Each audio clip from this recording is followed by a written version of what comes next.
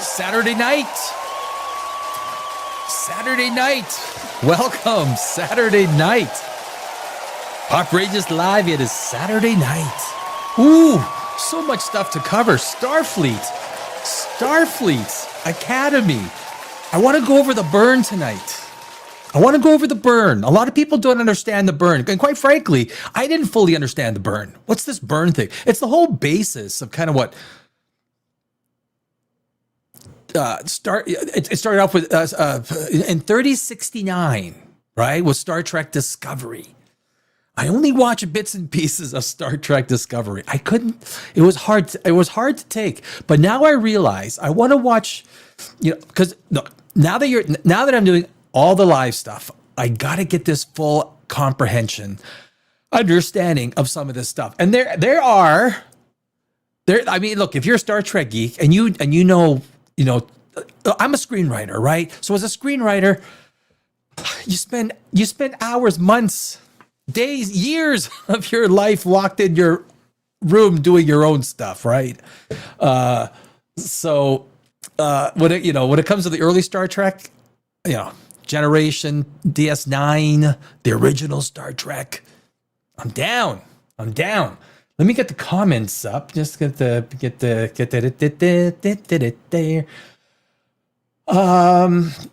Which tall and big? Do we do big? Yeah, there we go. So okay, so we're gonna go over Starfleet Academy. We're gonna go over the burn. We're gonna go over episode 4. Is this the gayest Star Trek ever? I mean, that's the only thing. Gene Roddenberry. Could you imagine Gene Roddenberry if he like sat down and said, "Gene, sit down. Just, you want a beer? No, Gene, you want a beer. Trust me. You want a double scotch and vodka, or double scotch on the rocks. That's what you want. That's what you need."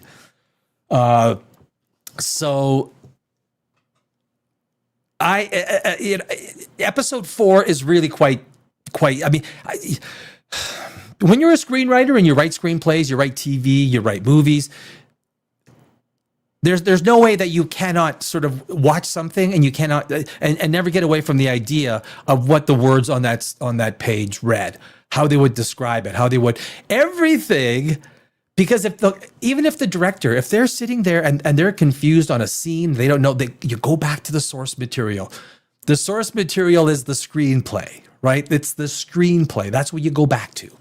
And that's why a screenplay needs to be so clear, so exact. The dialogue, the screenplay describes the room setting, what the characters are doing. It describes everything that is going on, which is what makes screenwriting so difficult. And when you make it exact, when someone reads a screenplay, you have to be able to visualize it because it's a visual art. Movies are visual art. Duh, right? Duh. And that's the big difference between a screenplay. One of the worst things you could do with a screenplay, it's called novelizing a screenplay. If you're in a competition, if you're in Sundance, wherever your screenplay is, if someone reads it and you've novelized your screenplay, it's going in the garbage. It literally just, page 1. If you've novelized your screenplay, they will literally, if you don't use proper formatting for a screenplay, they will take your screenplay, poof, and drop it in the garbage. Literally, that's what happens. And why is that? Because a screenplay, when it's properly formatted, each page represents 1 minute. And that's based on formatting. So if you don't properly format a screenplay, put it in the garbage. It goes in the garbage. So the importance of a screenplay. Now, that does not mean that the director, the set designer, costumes, that doesn't mean they don't screw up, right? And they take what's on the page and absolutely mess it up. Now, that's where the director comes in, right? That's where the director comes in. The director directs. He is the conductor at the front of the orchestra. A lot of people think he's the cinematographer. No, there is a cinematographer that does that. There's lighting people that set up the lighting. There's a person who does, a cinematographers, they know the lenses, they know the cameras. They got these $1 million red cameras and they have lenses with different focal points, f-stops, like it's insane. And the cinematographer works with the lighting people, the set people. And over top of that is the director who is conducting. And the director will tell the cinematographer, look, this is what I need for this set. Now, a lot of directors, Ridley Scott, James Cameron, Spielberg, a lot of Denis Villeneuve, a lot of these directors are in themselves quasi-cinematographers. But understand, look, the episode 4 of Starfleet Academy is so bad. You can see that the source of that terrible episode is from the screenplay, because you can see it in the dialogue, you can see it in how the characters interact, you can see it in the clumsy scene changes that are literally like a grade 10 student wrote it. It's terrible. I mean, it is literally terrible. As a screenwriter, I'm telling you, it is, from an execution perspective, it's terrible. From a story perspective, this is terrible. Basically, what you have, so let's say how I would change things right away. The Klingon thing, the whole Klingon, it would be a subplot, 8 episodes. I would start right away. There would be a Klingon subplot that would somehow start in the first episode. It would be very unassuming, but it would weave its way through until episode 4, when we have what happens in episode 4. But we would have already met the parents. We would have already had an understanding of how Klingon society is after the burn. We're going to go over the burn. I got it all set up. In about 5 minutes, if you don't understand what the burn was, you will understand what the burn is. It's a great sci-fi idea. Look, in Discovery, it was poorly executed. But the idea of it. I also have a science channel. I have a science channel called Dimension Zero. I'm a sci-fi nerd. I'm an at-home hobbyist astrophysicist on top of a screenwriter and a few other things. But the idea of the burn was awesome. How they executed it was like, oh my God, are you guys stupid? What they are, there's zero science. Like, they should have had, get Neil deGrasse Tyson on there to get some ideas. What I would have done with the burn, I would have made it. We'll get to that. We're gonna be doing Starfleet Academy. We got some juicy stuff. I'm gonna be broadcasting on Facebook, and Facebook does not allow any swearing. Like, oh my God, even I'm not broadcasting on Facebook tonight. But if I say shit. On YouTube, it's fine. That's what YouTube is good for, right? But if I do that on Facebook, so I don't know. We'll see. Hey, Mike, 100% true, right? Look, there is some good stuff, like the burn. There's some really good stuff. 3069. And you know what they're trying to do with Starfleet Academy? Okay, it's a reset. It's a generational reset. And it is so appalling. As a screenwriter, oh God, I wish I could get my hands on this script. I wish I could have got my hands on the burn. If someone would have said, Danny, write me, this is what I want with the dilithium crystals. This is what I want with all the warp drives. This is what I want to happen across the known universe of the Federation. You could have tied it to 0 point energy. You could have tied it to take 2001: A Space Odyssey. They go to Jupiter, right? And they find the monoliths. They find a greater power. They find a greater civilization. What I think, instead of some kid screaming, and his scream somehow travels 100,000 light years in every direction, blowing up every warp drive. Holy shit! What the? Really? Saul Cowell. What was his name? Saul Cowell? Hey, Mr. Cellophane Heart. Welcome back, my friend. Welcome back. They could have had with the burn. So they could have had an entire overarching new power. These are just ideas, like in a matter of minutes. That as a screenwriter, and it's mysterious. We don't know what this new power is, but this new idea, this new maybe it originates from the quantum realm, from entanglement. Maybe it's from 0 point energy, which is like the fabric of space-time itself. Maybe it's some sort of incredibly powerful gravitational force. There's only so many forces that you can use in the universe, right? Gravitational, electromagnetic, the weak nuclear force, and the strong nuclear force. But look, the idea of dilithium crystals, that's why warp drives ain't never gonna work. If you need dilithium crystals, which are basically regulating matter-antimatter conversions so that they don't absolutely explode in strange matter. You could have used something with strange matter, which are strange quarks, which are basically can result in the elimination of the entire universe. Strange matter. It's a very, very true thing. You could have used something dealing with parallel universe. You could have used dimensions.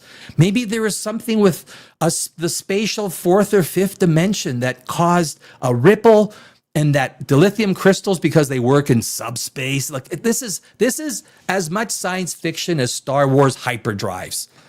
The idea of a warp bubble. Okay, yeah, Alcubierre did some math and it worked it out. It's still as fictional as the hyperdrive, almost as Star Wars. I know people that love, like I love warp drive. I'm a science nerd. You are not going to convert Jupiter into antimatter. We don't even know if antimatter exists except in the quantum realm, in tiny singular particles that exist for split seconds. And of course, the answer always is, it's like, don't worry, we'll figure it out. No, we won't.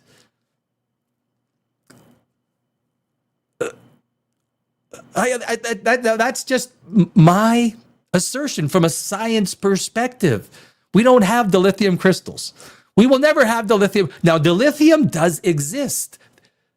Dilithium exists at room temperature not as a crystal, as a liquid. But okay, look, understand, I'm a screenwriter, okay? So when these screenwriters write this stuff, they just sit there and they go, oh, that's cool, that makes sense. I can write that. It's not that they go to NASA or CERN and say, look, I need all your physics papers because I'm working on a warp drive. No, these are just people sitting in back rooms, getting drunk and making this warp drive stuff up. Even though the math works, you can't give the math. It's like, okay, here's Alcubierre's math on why warp drives work. Mr. Elon Musk, build this. It's like, okay, what do you want me to build? What do you want me to build? Right? So I love the argument from the science side. Look, I love science. I'm a science guy. That's what I do. That's why I'm a science fiction writer. This is why Star Trek, guys, this is why Star Trek, Star Wars, even Marvel is science fiction. Marvel uses more science than almost any other, same with DC. Is because the people running it know shit about science. You need science people that are charged, have when they look at the night sky, they literally wonder. Look, I'm going to go into the Romulans. The idea that the Romulans were destroyed by a supernova. Look, a supernova takes potentially 1 million years. It's going to, if your star is a yellow sequence star, a main sequence star like our sun, it goes red supergiant. That's going to take 1 million years, and not 200. So there's some things in Star Trek that are like, all right, I'll buy. It's science fiction. But you cannot use both sides of the coin. And I get this in my comments for my videos all the time, where people say they'll use the idea of science and warp drives as being theoretical physics that works. And then on the other side, they'll say the exact opposite to explain it. So you can't use both sides of the coin. Science requires exactness. So if you look at everything from a science perspective, now I went on a tangent, from the dilithium crystals, but it's the idea of the burn. We're going to go over the burn. What is the burn? What was this burn? Conceptually, science fiction wise, I love it. As a science fiction writer, fucking love it. It's the execution. What it should have started. Now, if you're going to bring in an entire new generation, right? You're going to do a Star Trek reset, kind of, right? That's basically what it is. This burn should have come from an indescribable power, from a Q-like power, from a Borg, way above a Borg type power. And we don't know what it is.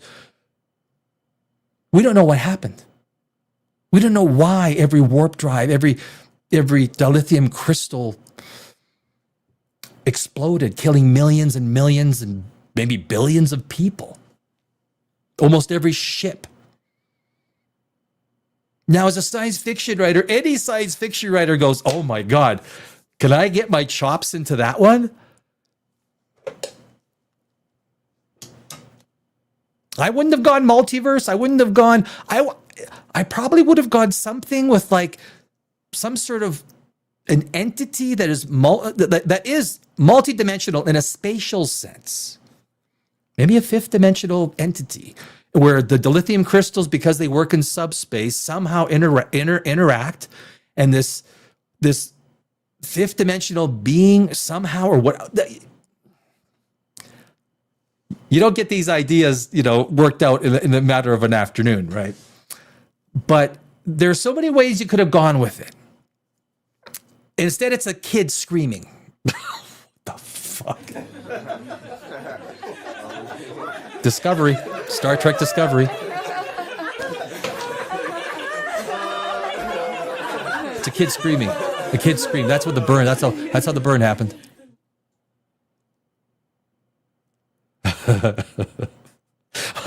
What are you guys doing in chat there? What the hell is going on in there? Let me catch up here. We'll get. So yeah. Mike, it's the same thing JJ did when he killed off all the Vulcans in his movies. They destroy a big part of the Trek and start off with a story with doom and gloom. Doom and gloom is their shtick.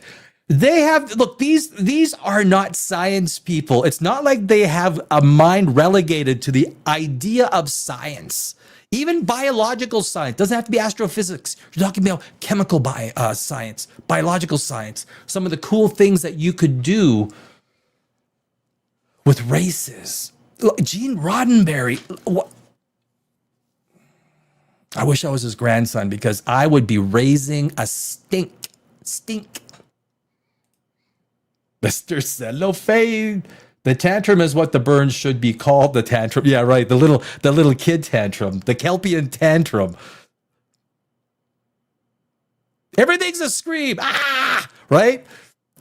Because in Starfleet Academy, what's the love interest of Caleb? The girl, the princess daughter, she's got some sort of screaming power, right? It's like, that's like in The Witcher, in that Ridley Scott one with Vikings dude. There's a screaming power. Ah! Everybody, like, okay, right. Okay. You scream and you got these, I assume that it's high-pitched decibel. I don't know what comes out of the mouth, like some sort of power. She's got the power. It's a tantrum. And so this Saul Cal kid, or whatever his name is, like, we're going to go over the burn. And when his mother, fuck me, Jesus. When his mother died, he was so upset that he screamed. I'm giving away a whole segment. All right, I got to have a drink of wine. Cheers, guys. Saturday night. It is Saturday night. Poprageous live. It is Saturday night, mother. I gotta stop swearing because. Thank you. 250 people in the studio audience. Thank you. No. To your health. I have a full glass of red wine tonight. Full glass.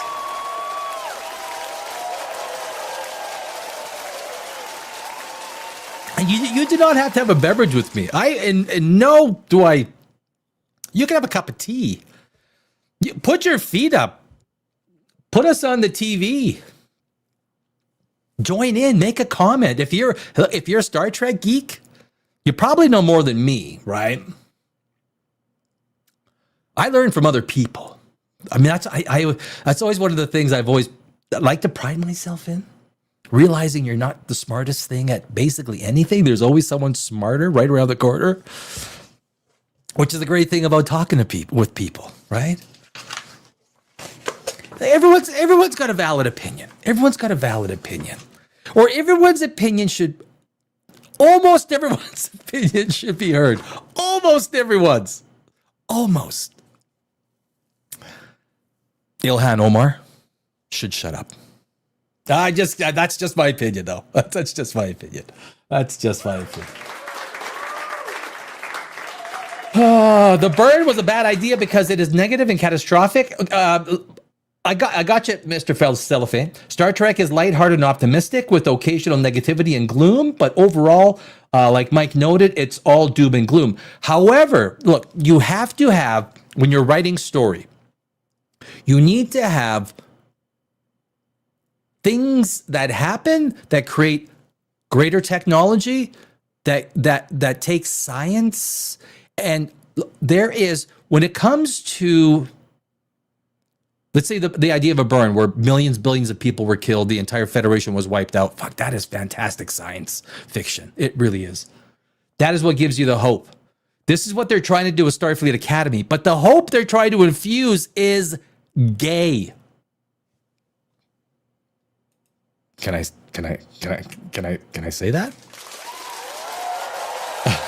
I mean, I've never seen such a gay society. Could you imagine? Thank you. Please sit down. Could you imagine the original Star Trek? Let's just take Scotty. Let me get I'm gonna pull the picture up. You want me to pull the picture up? I'll pull the picture up. That one's gonna work just fine. Hey, there we go. There we go. Look at that warm embrace. This is.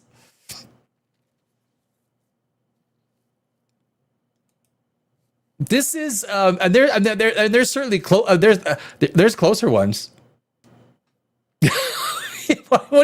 Could you imagine? Let's say this is Scotty and Bones, like Scotty and Bones, you know, what?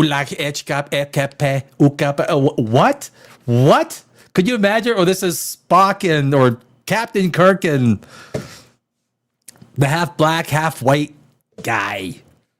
You think this would ever happen on the original Star Trek, even Next Generation, even Deep Space Nine? What the hell am I looking at? Why did this have to happen like this? Why did you have to have two guys get so close in an embrace that literally comes out looking overtly sexual? And because it's two guys and it's overtly sexual, yes, it's gay. It's homosexual. The idea of you don't need to throw these comment you're homophobic. I would ask anyone that's throwing out the homophobic thing, are you heterophobic? Are you scared of straight people?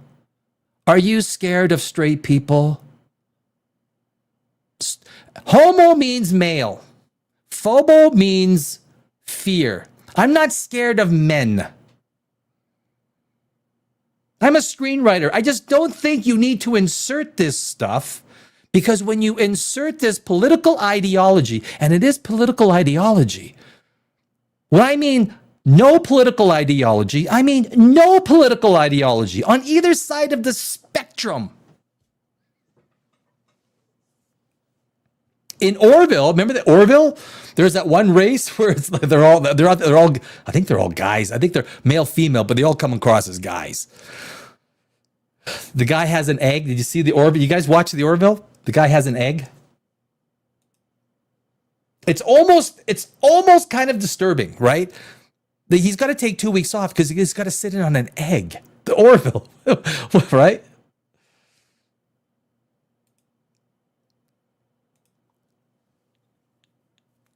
and then his lover comes by. I mean, it's very. I mean, it kind of like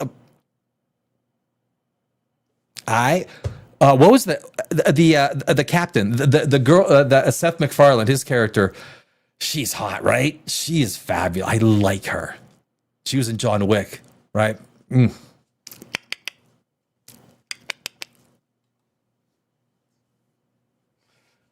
Oh, yeah. But the idea of the burn. So the burn is, if you're going to be optimistic, you need to overcome adversity. You cannot just have a chronically optimistic show and everyone's fun shits and giggles. Oh my God, we're so optimistic. The bigger the adversity, the greater the optimism. And the burn could have been so incredibly juicy. As a screenwriter, I tell you, there's so many ways, like my whole mind's been going since I started thinking, well, how would I have rewritten it? I would not write a Kelpian kid screaming out loud because he had some sort of, he was somehow attuned to the lithium crystals and the subspace vibrations of the lithium crystals. When he screamed when his mother died, it made every starship explode. What the fuck am I listening to? Oh my God. Really? If I was like, a lot of times you have a screenwriter with the screenwriter that you get the screenplay and you read it and you kind of go, all right, guys. All right, look, okay. I got a few things circled here when I reviewed the screenplay. Are there any more ideas about this kid screaming? And like, just from a science perspective, maybe 0-point energy, or we can use some sort of quantum thing, or maybe some sort of a, multi-dimensional, like Q or something, like something. But that thing is a mystery. That's what gets us intrigued. It's the mystery. Why did it happen? You don't tell the people why it happened. Leave it a mystery. That's what gets our juices going. Because, like, what is going on? We need to know, so we watch the next episode. And then at the season finale, we're not told what happens. And then all of a sudden we're going, motherfucker, they didn't tell us what happened. Well, that's because it's going to be in the next season. Oh, and all of a sudden you've got 10 months of fan theories. That's how you do it.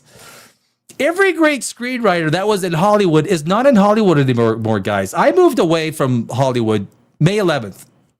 Gone. And a lot of people I know that are great. I never sold one of my screenplays. And like I always say, you can Google my name, Danny Alex screenplay. I stand by. I love screenwriting. I love science.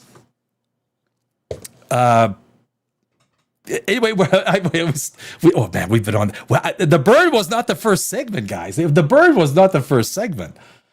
But sometimes that's the way it works, right? I don't know where I was. I was so cringing at the time when I saw this. I was at saw what? Oh, you guys have been chatting up a storm. The bird was a bad idea. Where's the hope? Well, the hope comes from adversity, right? When the main characters are charged with adversity, like one of the main things, I'll tell you, one of the main things. This is the biggest thing with Starfleet Academy. Are you sitting down?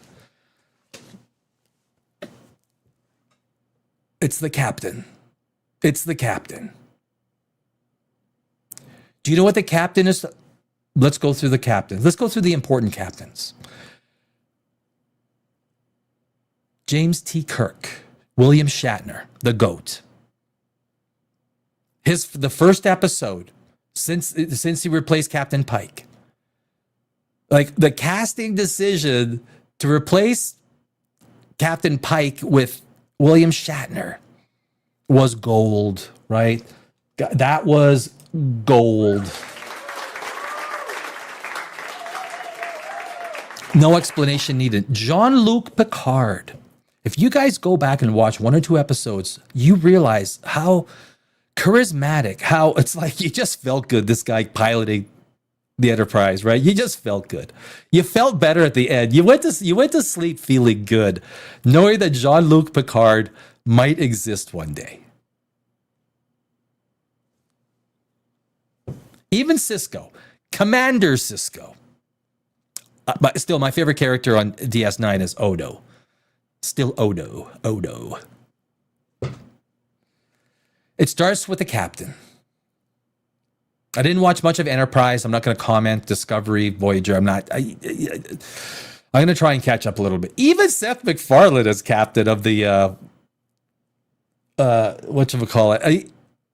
You know, he wasn't bad, right? He wasn't bad. But the captain is everything. So I got this set up. I want to do this, guys. And this is really important to understanding Starfleet Academy. This is really important. No, I don't want that. I want to remove that. Do you guys remember the initial trailer? And we're talking about captains. Mr. Cellophane, I love your profile picture. I mean, that is good. That is good. I want to go back to the original trailer of Starfleet Academy. It shows a lot. When we're talking about charisma, the charisma of the captain, that's where everything starts. Holly Hunter is terrible. She is miscast. She probably got a few $1 million. To Holly Hunter. Miscast. There's been reports she got 20 million. I don't buy it. 20 million could. Oh. When you're an actor, you just take the gig, right? It's hard to blame the actor. We got a gig. The agent sends you there. You do your whatever audition. You can't really blame the actor. Then the actor gets the script. If you as the actor, you're there, you go, you know what I think that would be, and the director goes, shut the fuck up and read what's on the paper. What do you do as the actor? You shut the fuck up and you read what's on the paper. There's a lot of directors who do not want to hear anything from the fucking actor. Quentin Tarantino. You want to tell Quentin Tarantino there might be a rewrite in the dialogue? Oh my God. Brad Pitt doesn't even do that. No one tells Quentin Tarantino. No, nobody. No, you do not do that. No, I do not know. There are some directors, Christopher Nolan wants it. Christopher Nolan wants the actor input. It's an interesting way. When you actually start to understand how some of these movies are put together, you're kind of like, damn. Clint Eastwood, everything is one take. Matt Damon says that he did this one. There's one scene that he was fixated on, and he does the scene, and he thought he's going to, and then he goes to Clint and he says, Clint, I think if I do this, I could probably get that. And then Matt Damon says, he looked at him and said, you want to waste everyone's time? And Matt goes, no, I don't. Well, but what are we talking about? Let's get to the next scene. One take, Clint. I don't know if I agree with that. A first take is not going to be the actor's best take. Maybe the second one, third one. I don't know. But anyway, let me pull up the. Where did I put it on? Share screen. And I think this is kind of.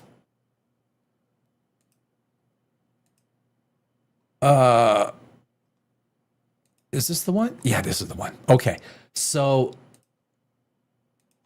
You know what's funny? Almost every show. Look at how small I am, eh? I'm like a little wiener in the left-hand corner.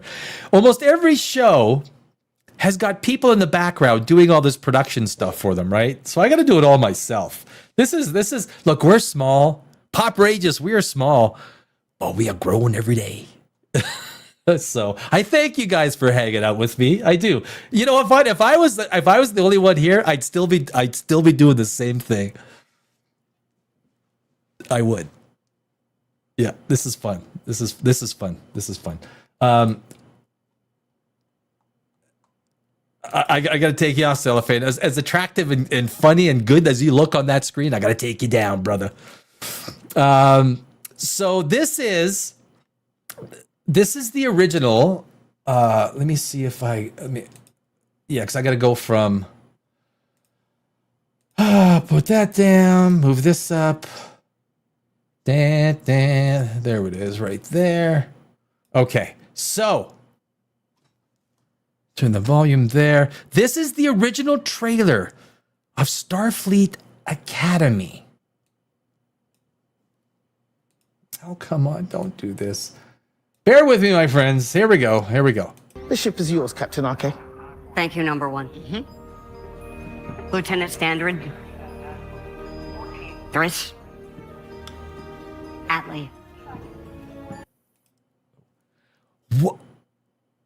What race was she?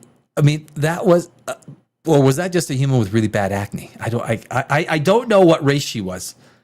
Did I miss something in Discovery or something? Maybe if someone knows, put it in chat.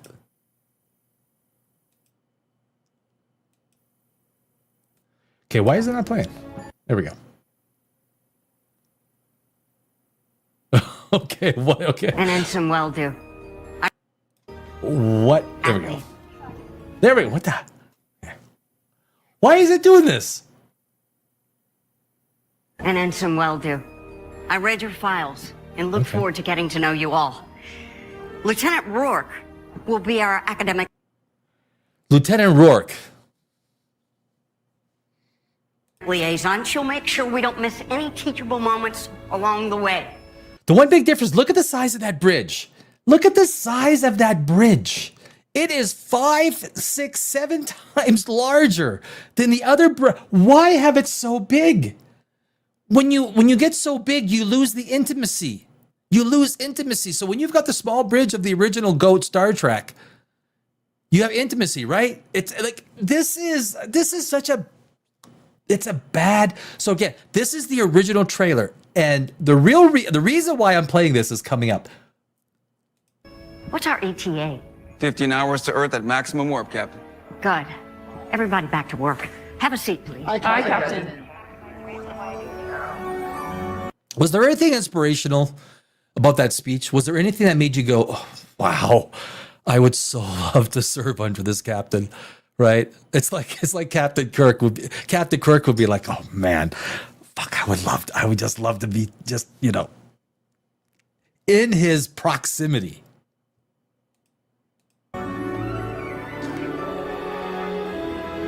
This is what part of what makes this entire series stupid. Does she convey charisma? Does she convey something that you go, that is a freaking Starfleet captain? Right up there. That is a Jean-Luc Picard right there. No. She's got her little hands, like, very, very timid.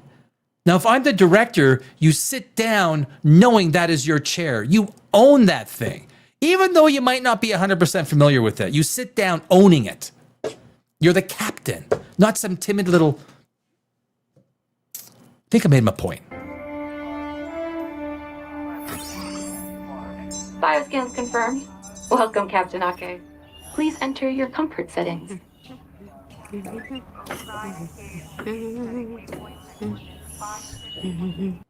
It's a little comedic levity. This is not the time to do comedic levity. This is the first time the captain sits in their frickin' chair. And she's trying to find her height. Even the crew notices it becomes...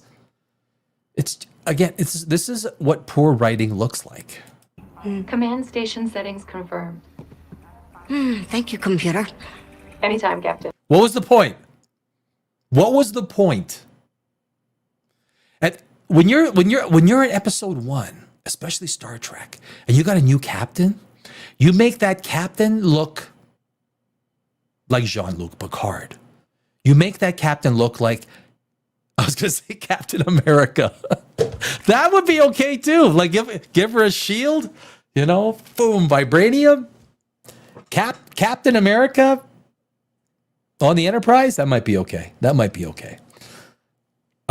But the captain, so far, everything that she's done has been nothing inspirational, nothing. Lieutenant Atlee, open ship wide and on screen, please. What the fuck am I looking at? What is that? Did someone make a comment? And when do you guys make a comment of what the hell? Am I missing one of the races here? She is so awful. Her voice is torturous, even in The Incredibles. I know, right? Yeah, I don't think this is a new race. I think this is a new race, right? Morning. I'm Captain Nala Ake, Chancellor of Starfleet Academy. And so this is where as a screenwriter, this is where they're going to try and create. Look, this entire series is nothing but a bunch of freaking speeches. If you've watched episodes 1 through 4, as a screenwriter, I don't know if I say that too much, but I preface it so that because that's where my mind is. Because gaining confidence in a captain is not due to the speeches they make, and the speeches are thick and heavy throughout. It makes everything unearned. It makes everything feel unearned. It makes every scene feel like a compartmentalized, childish little, floating island of a that connects to nothing. We feel nothing for these characters because the writers have done nothing to make us care for these characters. Except now in the first episode, this is the first trailer, first episode, this was the big speech. And this is literally the problem with the entire series. I mean, I gotta stop. Wait, what the hell? What?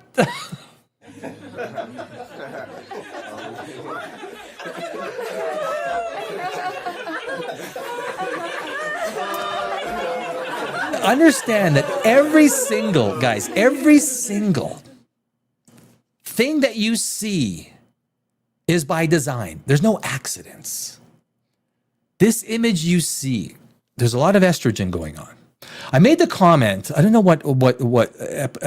I made the comment that, look, I'm 58, okay? I've been around. I started watching Star Trek 5 decades ago. I've had a lot of girlfriends in my life. Never got married, but I've had some fun. I've met some good girls. I met some bad girls, and the girls will, I'm probably in both of the.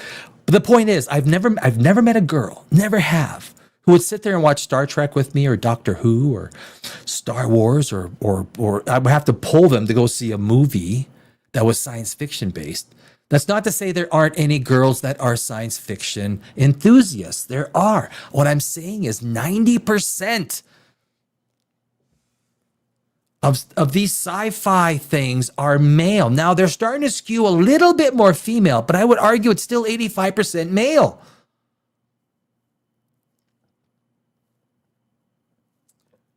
So me, if I was going to be writing the screenplay, why would I be writing everything under the power of estrogen? And why would I make every guy subservient and stupid?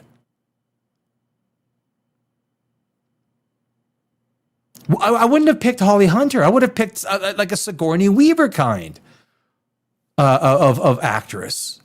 Height has nothing to do with it. I'm not a tall guy. I'm only 5'9". Jean-Luc Picard was not a tall guy. Height has nothing to do with it. But who your captain is, that's where it starts. Am I right? Even if you don't think, am I partially right? It starts with the captain. And this is what this trailer exemplifies. A terrible captain that curls up in her little chair. Look, anyone who's got a foot fetish is loving this series. They're loving this series. If you told me 24 hours ago I'd be saying those words, well, the truth is, I'm surprised. And so, we begin. See, and everyone gathers around. They're like, the director says, look up and look inspired. Wow. It's forced. It's not earned. The admiration that you see from the cadets is not earned. Why does it feel inauthentic? None of it is earned. You can't just do it and make this a reason, or think as a screenwriter that this is going to be part of how I create charisma for my captain. Charisma is earned. Charisma is, if you look at how Jean-Luc Picard got his, why we think of him as such a great captain, it's the things that he said and the things that he did, not the speeches he made. But these dofos, these like grade 10 level screenwriters, thanks Alex Kurtzman. What a fucking idiot! Like, I'm gonna be nice. Last week I was bombastic. This week I'm Mr. Nice. Ad Astra per Aspera. Through struggle. The stars. Your generation more than any other knows how true that is. Some of you. It's got to be generational, right? So obviously they're trying to. When you go and you by default you on the nose, you kind of just tell everybody, I'm going for your generation. Obviously, they don't even understand the younger generation because they're not even freaking watching this show.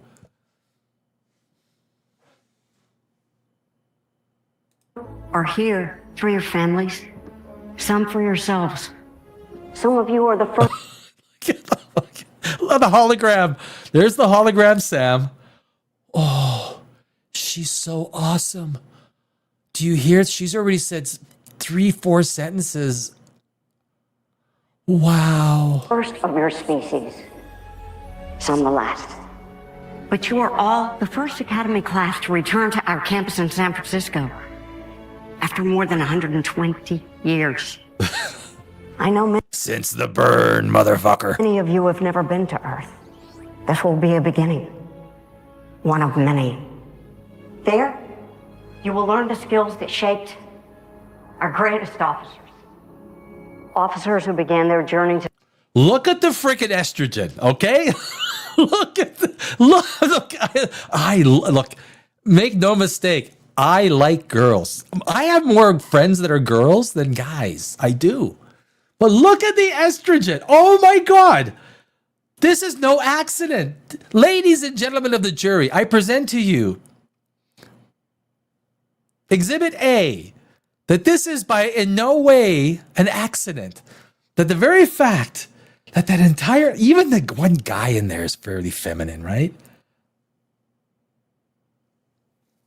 So when you're the director and you're saying, okay, here's how I want everyone to stand.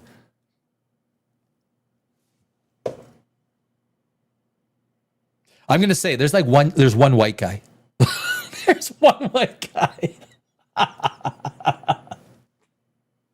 Not that it means anything, but what it does mean, there is intent. There is an intent to make sure. I'm not complaining. Do what you want. Do what you want, okay? I'm just pointing it out. Do what you want.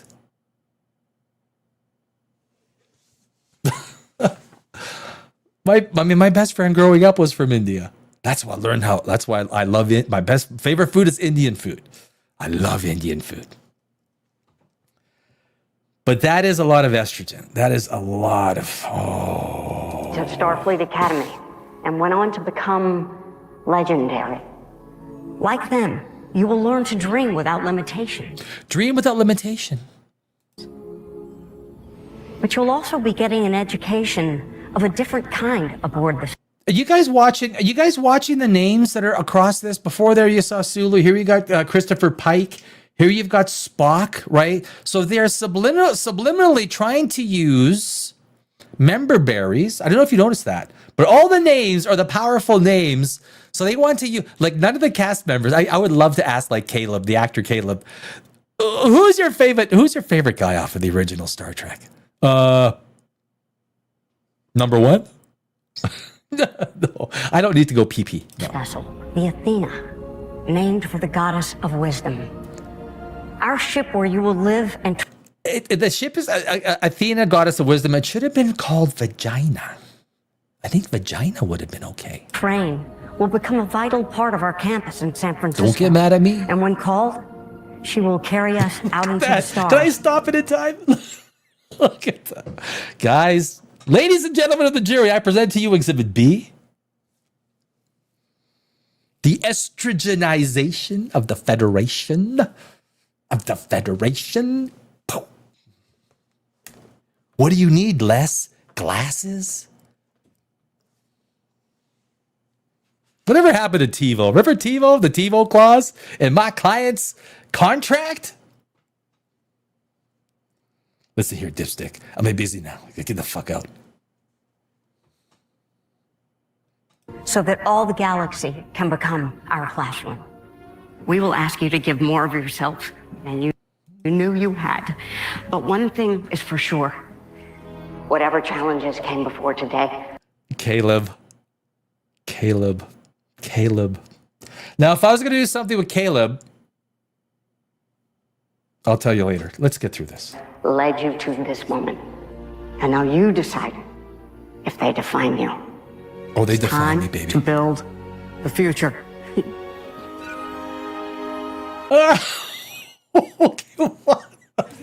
We're back. This is no accident. We start the speech and we end the speech.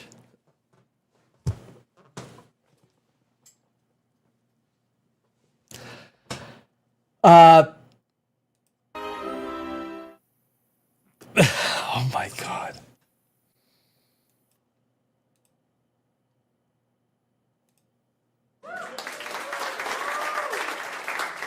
Thank you. So the point there is, right? I mean that is imagine Jean-Luc Picard on the bridge of the Enterprise.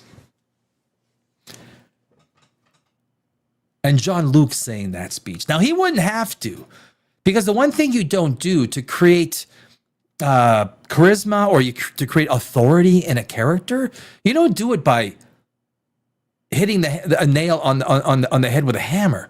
It needs to be inferred. Like when all hell is breaking loose and certain things are said by the captain at a certain time. I mean, what is the greatest line ever in the history of Star Trek? Chat. What is the greatest line ever in the history of Star Trek? Maybe one of the top 3 in the history of movies, TV ever. One of the greatest scenes. Fuck, I cried. I cried when I watched this scene. The death of Spock.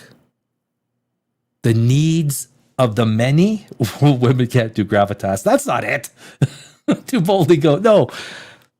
The needs of the many outweigh the needs of the few. When we heard that and we were in the theater and we saw Spock dying with Captain Kirk on the other side of that glass, unable to do anything. You didn't cry? Oh, fuck, I cried. These characters don't even exist. That is the power of screenwriting, of directing. That is the power of the original characters that Gene Roddenberry brought to the screen. The needs of the many outweigh the needs of the few as we see Spock die. To boldly go where no man has gone before is that is good. But these moments are not by accident. They are contrived in a way by a screenwriter, by the cast, by a crew, by a feeling, because there's all these decades that are before this moment. So as a screenwriter, you might write, oh my God, could you imagine if Spock died? This is how great characters have to go. This is how great character. Now, in Search of Spock, we went back and tried to, bring Spock back to life. Without that being said, great characters need great deaths. That's why when Captain Kirk died in Generations, I was not happy. That was not the way for Captain Kirk to go. He would have been better to go back to the Nemesis. I would have been happier knowing that Captain Kirk went back to the Nemesis, right? Living with his horses, living that's what Captain Kirk deserved. Not dying on the side of some random hilltop under a big chunks of metal. But Spock dying. This is what the new Starfleet Academy knows nothing about.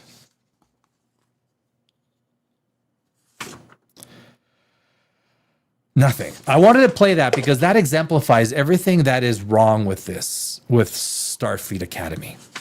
Starfleet Academy is... Oh, by the way, guys, I'm adding new... I was supposed to do this in the beginning. I'm adding 2 new shows every week. So I got Saturday night. Poprageous Live. It's Saturday night. That's what we're doing right now, my friends. That's what we're doing right now. And that's why I got myself a little bit of red wine. So please, I insist. Whatever your beverage is, it could be a glass of water. It could be a coffee, tea. It could be orange juice. It could be some vino. It could be a heated snifter of Grand Marnier. I don't know. I'm not advocating drinking. I am. You can drink water, drink whatever you want. I am not advocating the drinking of alcohol. Let me have my own beverage. Oh, it's so good. Red wine is so good for the soul. So next week, every Tuesday, Poprageous Live Tuesdays at 8 p.m. Eastern, and Thursdays, Poprageous Live Thursdays, 8 p.m. Eastern. Tuesday, Thursdays, and of course Saturday night. This is the flagship show. Poprageous Live. It is Saturday night, motherfucker. Thanks for being here. Thanks for being here.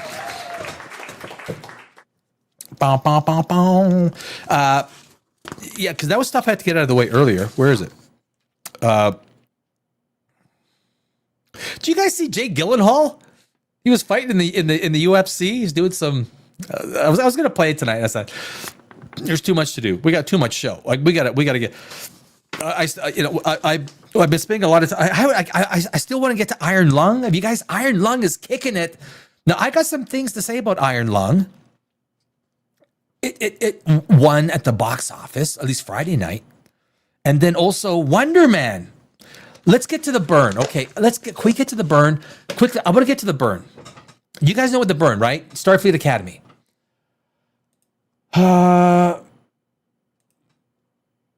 Nexus, not Nemesis. I said Nexus, didn't I? Did I say Nemesis? I do that all the time. Thank you. Mike, thank you very much. It's cool. I know. Shit.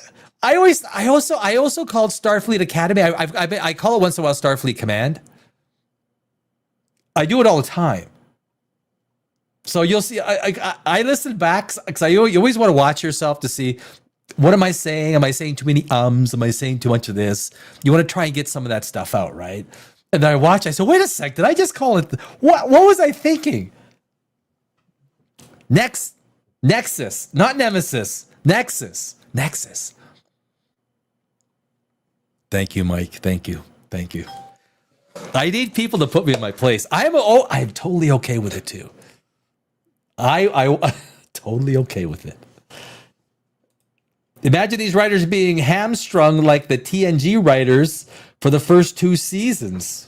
Well, you bring up a good point, my friend. What? Yeah. Amen. The tantrum. Oh, shit. Guys, I want to do the burn. Okay. A lot of people don't know what the burn is. Can we go? I know that we've already gone through part of the burn, but do we already have a share screen up? Where are we? Yes. Share this tab. And let's go to here. I will share this tab. I will make it bigger so we can all see. Anyone who is visually deficient? I am slightly visually deficient. As a matter of fact, I can see close. I'm really good at seeing close. I can't see far as well as I'd like. There we go. That looks pretty good, right? Okay, guys. Or is that too much? It looks, yeah.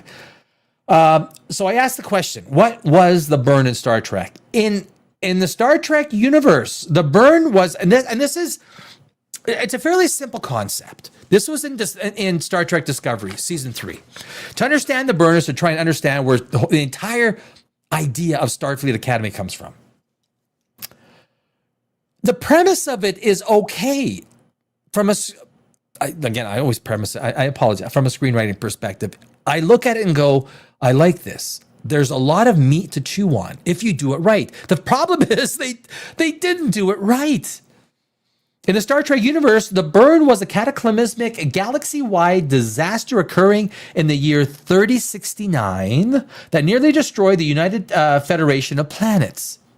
The event consisted of a sudden subspace shockwave that caused almost all dilithium in the galaxy to go inert simultaneously. Because dilithium is used to regulate matter-antimatter reactions, every starship with an active warp core at that moment suffered an immediate containment failure and exploded. Now that's pretty galaxy-wide. Everything that had anything to do with the lithium crystals that was managing matter-antimatter reactions. And that's what the lithium crystals do. And they do it in some sort of a subspace idea. I don't get it. Look, this is real science fiction. This is why warp drives will never happen, guys. Because the lithium crystals don't exist. And Danny, and you'll say, oh yeah, but technology one day will. No, okay. The only place we see space-time warped is at a black hole. And you want to go fuck around a black hole? You want to go fuck around a ton 618? You want to go to Phoenix A? 100 billion solar masses? Hey, I'm here to warp space-time. Okay. But I do like the idea that maybe one day we won't.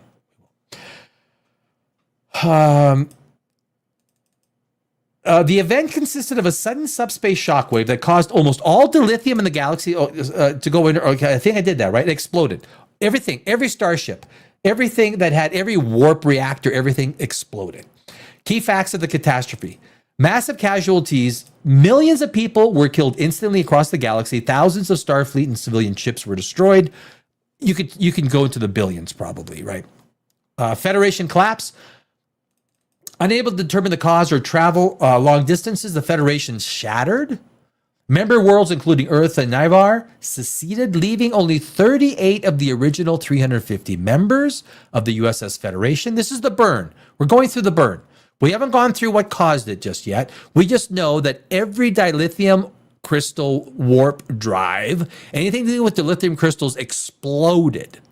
So basically, you could say that it stopped conducting matter-antimatter conversions, and the matter-antimatter basically came together and probably exploded. From a science perspective, right? That's probably... You know. It was eventually discovered that the burn was accidentally triggered by Su'Kal, a Kelpian born on a planet rich in dilithium within the Verubian Nebula. His unique genetic makeup gave him a This is the problem. This is Star Trek Discovery. This is a problem. Right here, stop, full stop. We're in the writer's room, okay? Let's just say we're all in the writer's room. And someone says, okay, here's what we're going to do. We're going to do a Kelpian kid. His name is Su'Kal, and he's born. And when his mother dies, he's got some connection to dilithium crystals. His mom's going to die, and he's going to scream, and it's going to explode What? I have a better idea. Instead of making it some kid screaming and do you know how far 100,000 light years is? Do you have any fucking idea? 100,000 light years multiplied by 6 trillion miles. I don't even know how big that number is. 1 light year is 6 trillion miles. I have a better idea. Why don't we do like something like 0-point energy? It like somehow hits the quantum realm, deep quantum space, which hits some sort of a space-time fissure. It ignites 0-point energy, hits subspace, which ignites every warp drive. I'm just making this up as I go along. I'm a science nerd. I have a science channel called Dimension Zero. Like, I'm a science guy. I do. I love science. Or we could say that we could create a bigger mystery that we know nothing about, that we will find out one day. Make it a big mystery, an underlying thing. And that is the entire Federation. That is everything the Federation is now looking to find. What caused the burn? What caused it? There is so much juicy story stuff that they take away from themselves. I think of myself when I'm writing a screenplay. You guys had so much story material in front of your noses, and you blew your nose and you just blew it all away. Some kids called Sue Call had some connection with the lithium crystals. His mother died. We'll keep going. What a treasure trove of science fiction. What I need, I wish I had a dum dum dum dum dum. That's what I need, South Park. Dum dum dum dum dum. His unique genetic makeup gave him a biological connection to the crystals. Now it sounds like Harry Potter. And a powerful emotion. A powerful emotional outburst upon the death of his mother. Very science fiction. Sent a resonant frequency through space that destabilized the lithium everywhere. Oh my God. Could you, like, the last two sentences I just read, you guys, if you go to sleep and you wake up and you spend the next 2 days thinking, how many ways could I have created ongoing mystery? This could have been a millennium mystery with the Federation. This could have been an entire episodes were dedicated to what happened with the burn. Could you imagine, as a Star Trek fan, you were never told what happened with the burn? And then they introduced an entire new Star Trek that had like a Jean-Luc Picard captain or a Captain Kirk type captain trying to investigate what happened with the burn. That's a series, guys. That's a fucking. These guys had morsels of medium rare prime rib cooked to perfection with a side of potato, au jus sauce,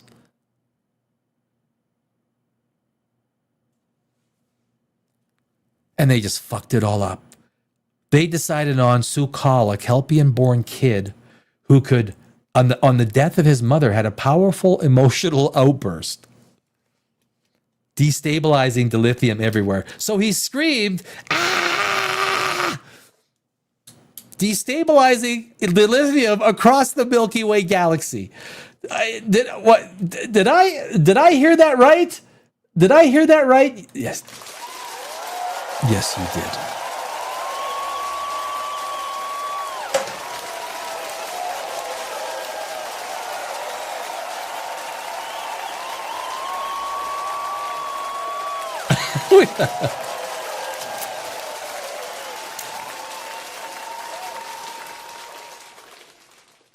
Anyway, the aftermath.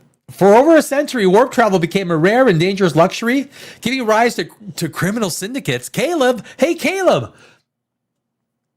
Caleb is a wasted character. Caleb is an absolute, like, oh my God, the screenwriting mistakes that they have made in Starfleet Academy.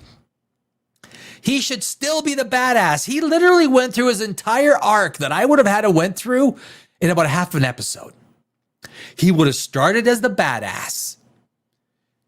And at the 8th episode, he would have started to kind of look like he looks now. But that whole time, I would have made him a badass, getting in trouble. And that's his story arc. No, but he doesn't even have a story arc. I thought his story arc was going to be that he's a criminal. He's a badass, tough guy. Maybe we don't even like him, right? Maybe we hate him. Up until the 8th episode. And then all of a sudden, some sort of, and that could have been the 8th episode finale. Caleb almost does like a Spock type thing where he doesn't die, but he sacrifices something. And all of a sudden, this character, Caleb, who was like an anti-hero, his arc for the first season comes full circle. The missed opportunities, guys, in this show is absolutely insane. For over a century, warp travel became a rare and dangerous. I think I said that right. Like Emerald, let me reread it. For over a century, warp travel became a rare and dangerous luxury, giving rise to criminal syndicates like the Emerald Chain before the USS Discovery solved the mystery and restored the dilithium supply. The upcoming series, here we go, my friends. Here we go. So, the upcoming series, Star Trek, Starfleet Academy. The one thing that's really wrong, you got to take out the Star Trek. The upcoming series, Starfleet Academy, is set to explore the first class of cadets to join the Academy after the galaxy has finally recovered from the burns effects. You know what? They don't even make that very clear. They don't even make that very clear. That should be the focus. They should have spent so much time on that burn. They should have showed misery, people dying, entire planets being wiped out. They could have started the Klingon subplot at that right in the first episode. So if the fourth episode comes along, we've already experienced a little bit of the Klingon demise. Why are some of these races refugees? We have no idea because the storytelling is so fucking inept. You start this shit from episode 1. Where does hope and optimism come from? From overcoming adversity. When you're writing a screenplay, you make that conflict, that desire for people to overcome that thing that cannot be overcome. It seems insurmountable that our protagonists could ever get to the finish line because what they're dealing with. We should have started from worlds, entire planets without food and water, entire civilizations being wiped out. And that is the motivation that should have spurred the captain of Starfleet Academy when he or she went and saw and understood that entire civilizations were being wiped out because of the burn. And the entire first season is the struggle to recreate the Academy. Not some fun shits and giggles Melrose Place. There is pain and suffering. That's what motivates us. The overcoming of pain and suffering. When you make the protagonist,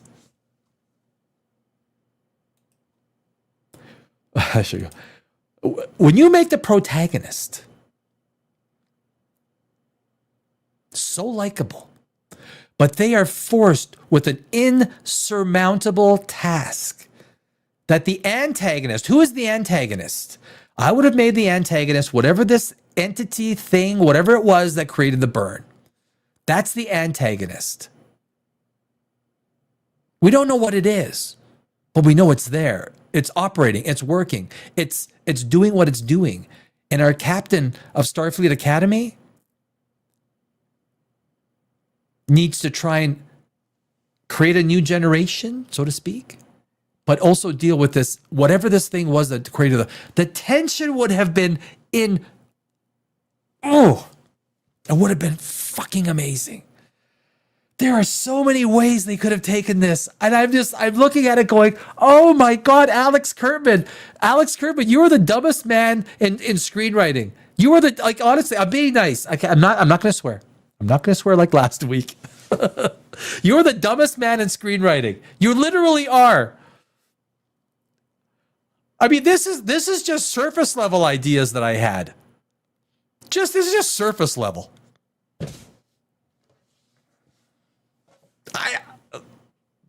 I'm sure you guys are sitting at home going, I got some ideas. Of course you do, because you love science fiction. When you love science fiction and you know science, you know what's possible. It all has to be wrapped up in mystery. None of that exists in Starfleet Academy. None of it. And that's why we look at episode 4. What do we have in episode 4? I got notes.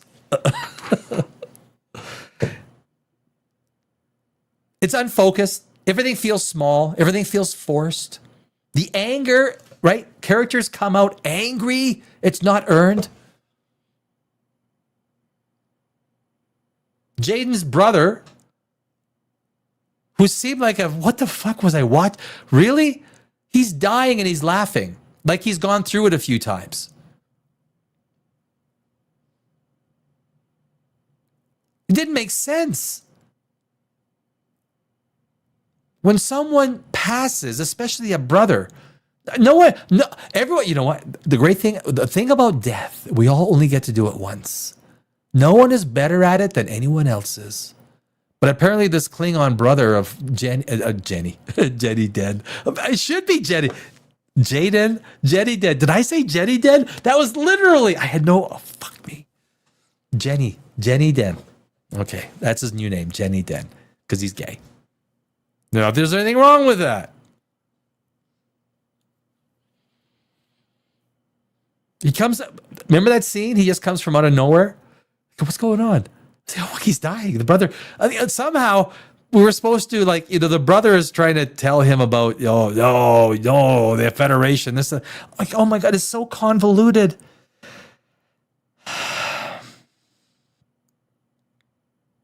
The tension, it's all manufactured. The plot. So one of the big things in screenwriting is you do not want the plot to move the characters forward. You want the characters to move the plot forward. Does that make sense? You have to think about that. Now, even as when you're writing this stuff, you have to think about it. You think, okay, wait a sec. What's going on? I've just written 4 scenes.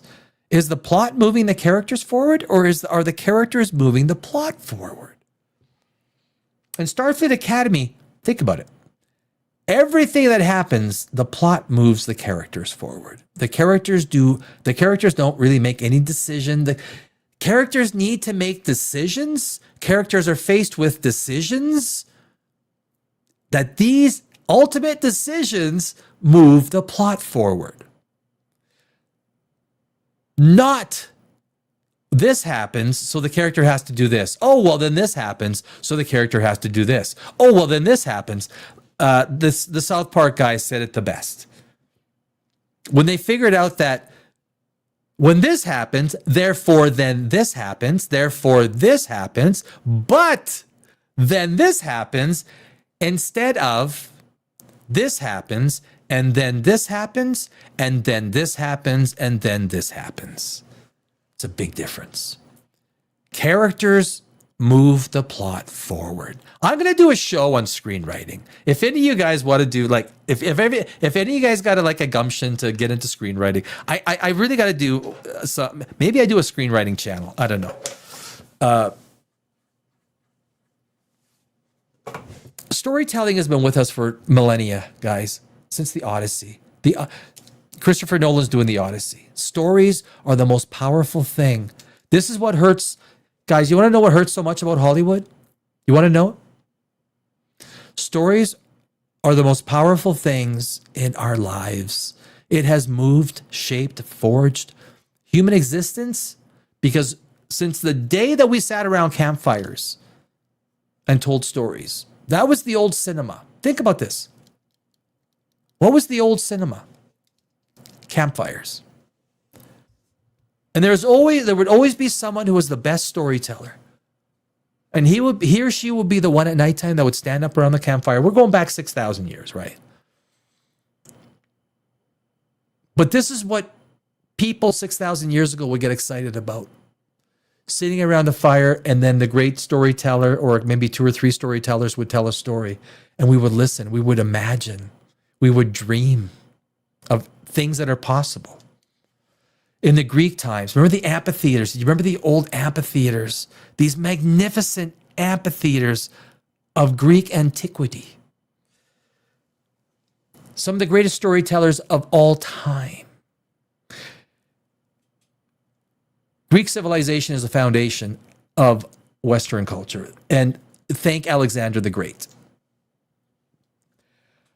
His empire turned into the Hellenistic period, and the Hellenistic Empire, which was a series of, turned into the Roman Empire. The Roman Empire basically took Greek culture, Greek technology, Greek thinking, Greek ideas, and then they just did it a little bit better.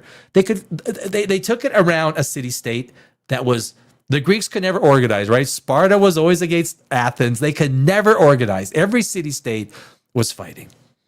But stories. Why have these stories? Why does the Odyssey, 2,500 years, and the Odyssey still exists?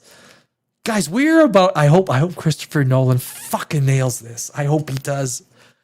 Every time I see a little bit, I get more and more hopeful.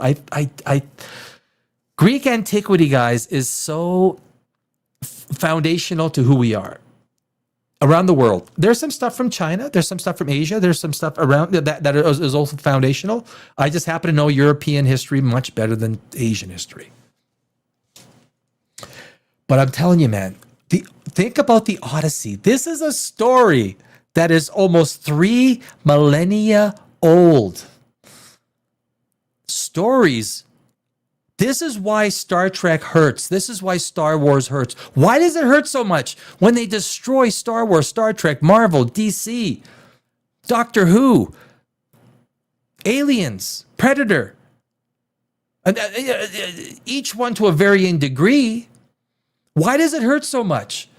Because we are there. It's in us. Story is in us. We live off of story. What's the first thing? We sit down, we have drinks, and we have chicken wings. What do? We tell stories. Some people better than others. This is why it hurts so much. This is not just woke ideology being shoved into Star Wars. Stories are foundational to who we are. Stories are foundational from the beginning of human existence. When we sat around a freaking campfire, someone would get up and tell a story of what happened that day. And the other people would listen because they were the best storytellers. And for some reason, they knew how to tell a story better than others. Just like Spielberg, just like Lucas. That's why it hurts. Stories are important to us. And if you're a screenwriter, if you're a novelist, if you're a poet,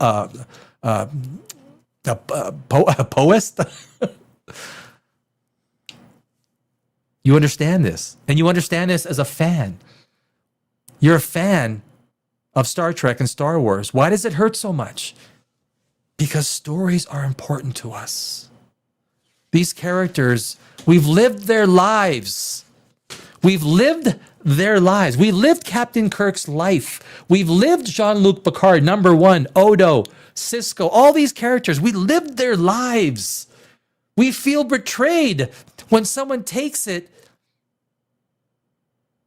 and in such a cheap fucking way bastardizes it on everything that we have foundationalized, even part of our moral innards based on these characters. Never underestimate the power of why story affects us. There was a time Hollywood was the Greek of storytelling. Hollywood, everyone, the greatest storytellers in the world will go to Hollywood. Now, it's full of shit. It's not the story. Here's the story I need you to insert. I need 3 gay women. I need a lesbian relationship. And I need somewhere in there, I want to see 2 guys kissing.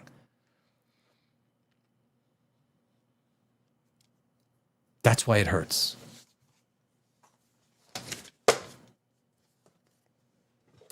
It's a lot more complicated than just woke. It hurts because it's a part of our lives. Stories, we sit down. You know what? When we're the first one to see the movie, we sit down, we have chicken wings and beer. Hey, did you guys see Iron Lung? No, I heard it's good. Yeah, I saw it. But you don't want to go blow the movie. I'm telling you, things like the Odyssey, 3,000 years. 3,000 years. And the Odyssey is coming to theaters very soon. And like, if there's going to be a director, screenwriter who does this, and it's the Nolan brothers, fucking A. Let it be the Nolan brothers. I'm okay with it.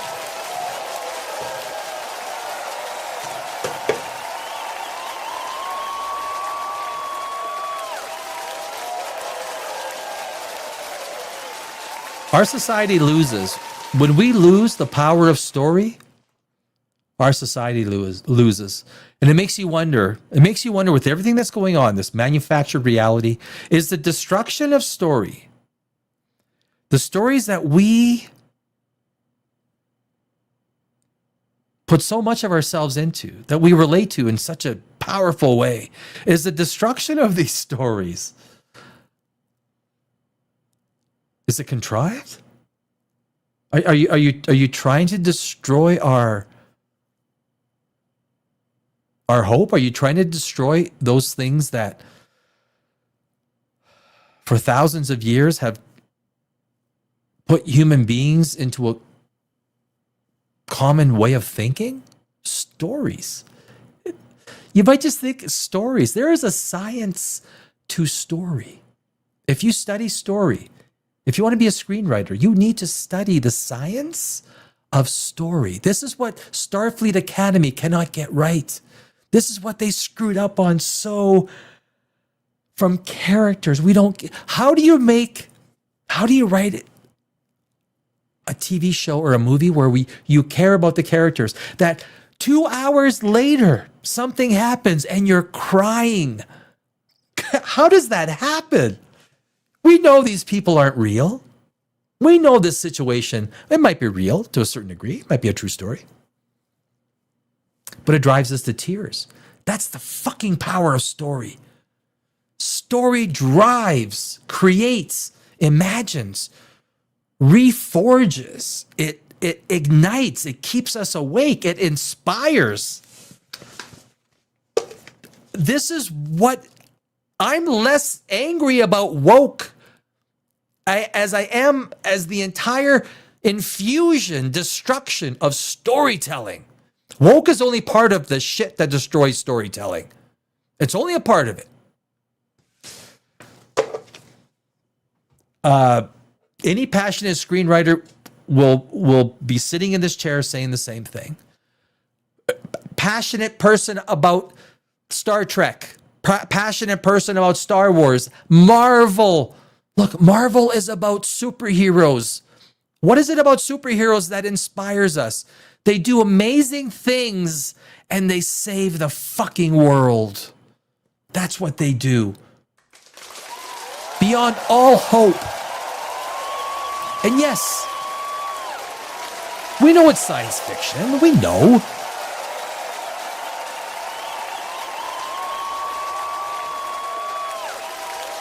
You cannot tell me when Iron Man died. You know, the interesting story about Iron Man is that in Endgame, the Russo brothers did not know how to write that final scene. They had a few iterations of what Tony Stark would say, Iron Man would say at the end. And to Robert Downey Jr.'s credit, it was him that said, look, this is a guy you couldn't shut up. The one guy, every Avengers movie, he would always have something to say at every given time. You could never shut the guy up. I think at the point of time when he saves the world, humanity, the galaxy, the universe, maybe, it's the one time he can't say anything. And that was a powerful moment, guys. It was a powerful moment when Iron Man died. It was powerful. And then with Spider-Man, because Spider-Man, Peter Parker they were so close. Pepper Potts. I mean, that's good screenwriting. It's emotions, guys. This is story. Story compels us. And this is what fucking hurts so much about Starfleet Academy. We have taken Star Trek to be a part of not just our zeitgeist, a part of who we are.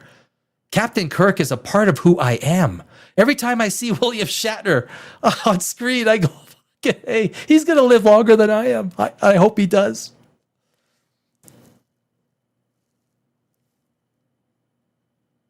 Luke Skywalker, Harrison Ford, Han Solo. We look at what even Darth Vader, he's the antagonist, but we fucking like him. We like Darth Vader. He represents some of the bad stuff, but He represents redemption. That's powerful, right?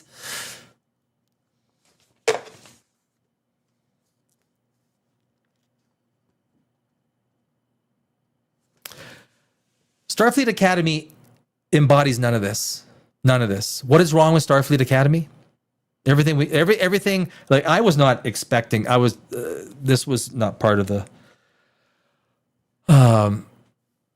Starfleet Academy is a cookie cutter bastardization, wannabe grade school level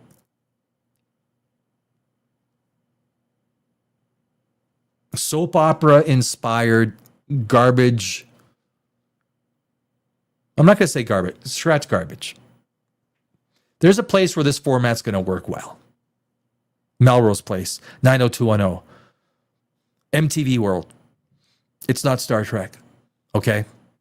Let's just say, look, the content you created, it's fine. But you try and put this into Star Trek, it's not fine. You've crossed some lines.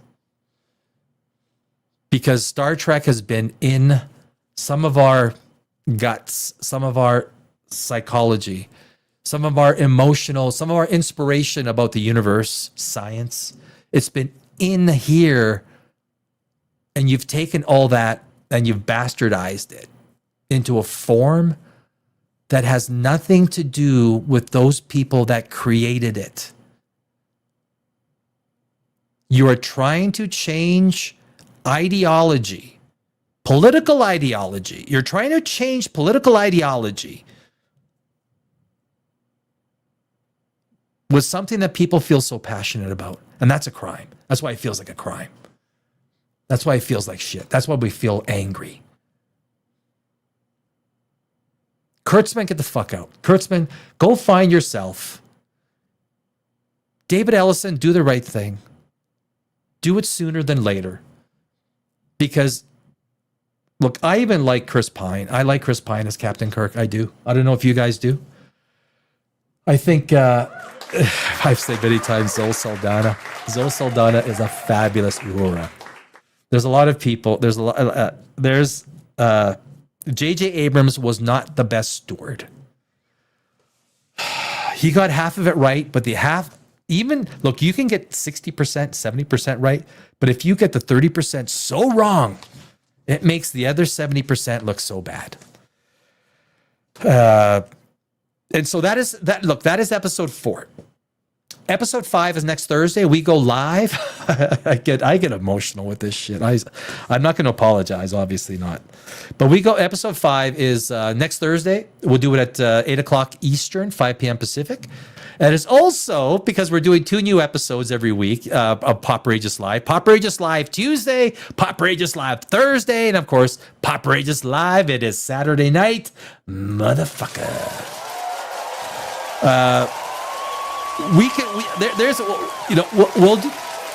We're gonna do more Starfleet Academy. There's more stuff that I had. I went off an emotional rant because it felt good. Yep, you're darn right. Wonder Man. Do you want to do Wonder Man? Have you guys seen Wonder Man? Let me just check comments. Is there anything you guys needed me to put out there? Keep people stupid. Good stories make people think. They don't want thinkers. They want lusters. Wouldn't disagree. I thought the casting was great in the Kelvin line. What is the Kelvin line? The Kelvin line? Is that something that I've no, it is trash that isn't even good in those other genres, and you know it? Oh, this woke is nothing more than censorship by another name. Not the whole story. It is. Well, it is. It's the insertion of ideology. Woke is an ideology. Woke is limiting. Woke suggests that here's what you need to insert. All other stuff can go by the wayside. Woke is a limiting factor. You're telling me I actually have the Academy Awards, the Oscars. Their criteria. I was going to do it today. We don't have time to do it. We'll do it next week.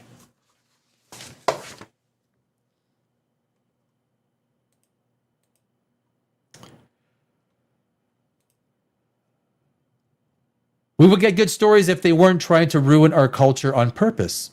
Well, yes, and you can now culture. You can go even more minute, and that our culture is defined by specific stories within our culture. Some of those specific stories are these franchises that have developed the zeitgeist. And the zeitgeist is Star Trek. The zeitgeist is Star Wars, especially if you're a science fiction. Like I say, I have a science channel called Dimension Zero. I am an at-home hobbyist astrophysicist. I love the universe, science, history, antiquity, biology, chemistry. And as a screenwriter, I infuse all that into it. My screenwriting is inspired by my science. My science is not inspired by my screenwriting. My writing as a screenwriter is wholeheartedly 100% inspired by the fact that I love science. I am a science nerd. That's what that's where I freaking come from. That's why I think I am the most winningest screenwriter in the film festival. I won hundreds of awards in film festivals around the world. I believe I'm the most winningest screenplay. You can Google me. Go ahead. I got, and I believe that is because I don't put stuff out until it makes me cry. I will literally write stuff by myself, and I'm sitting there, and I start crying because of the scene that I wrote and the sort of the redemption of where the that is. If you can't write your own stories and you can't emotionally react to your own stories, that's the only thing that writing and stories are about. Emotional response. That is everything. Everything stories are about. Star Trek could inspire those feelings. Why are there millions upon millions upon millions upon millions of fans, Star Trek fans? Because Star Trek inspired those feelings. Star Trek inspired hope when things were hopeless. Star Trek inspired that. We will keep going. We will keep going on this. We are far from finished. Episode 5 next Thursday. Join us on Poprageous. We will be Wonder Man, motherfucker. Wonder Man. Do you guys watch Wonder Man? So I'm gonna do a little bit. I did watch all 8 episodes, all in a row. All in a row. Now, hear me out. Hear me out with Wonder Man. It's Saturday night, so I am having some wine.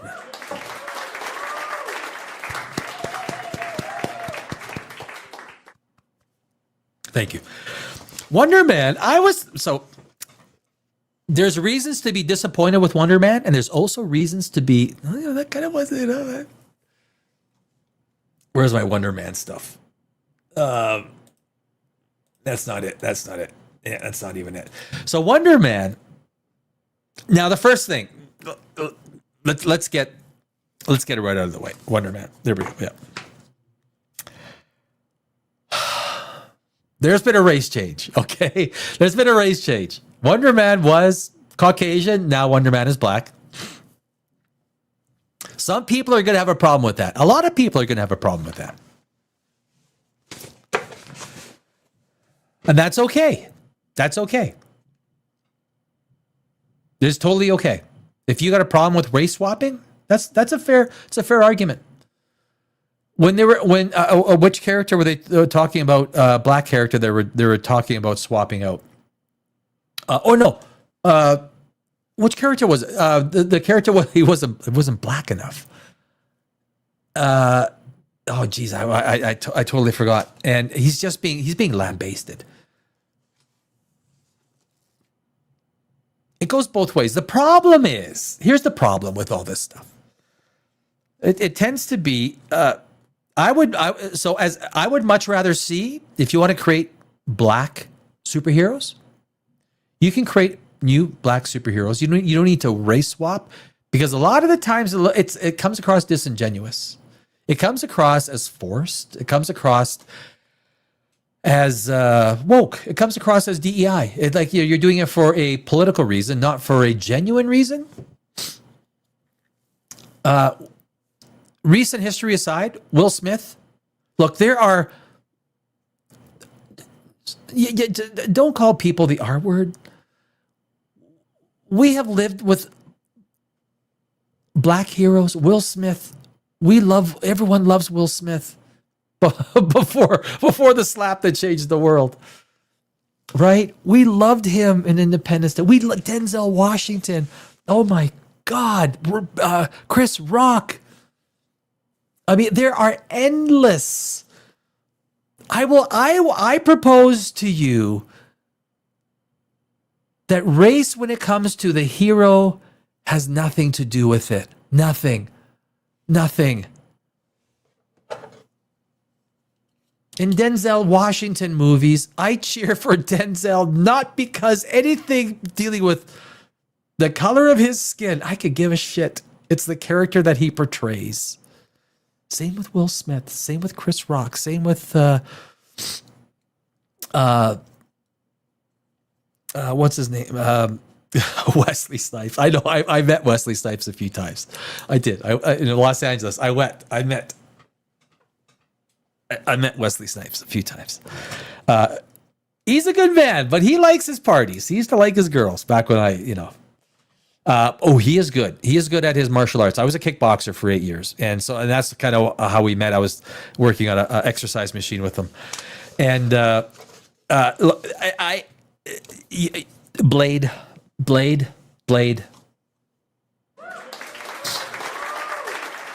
People don't give a shit about race. They don't. The only people that give a shit about race are those people that give a shit about race. It's true.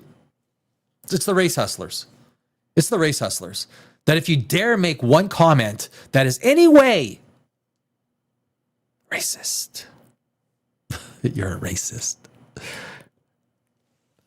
I have always said the person yelling the word racist is most likely the racist. Okay? So if you get called a racist by someone, the someone who is calling you that word is probably the racist. It's just simple. I don't need to call someone a bad word to. But on that note, so some people are going to say Wonder Man, like, okay, you race swap them. And it's going to come across ingenuous. It's going to come across forced, contrived. That there is an alternate reason that you did that. Now, the one thing about Wonder Man is you're expecting a superhero movie. But what we get is far from it.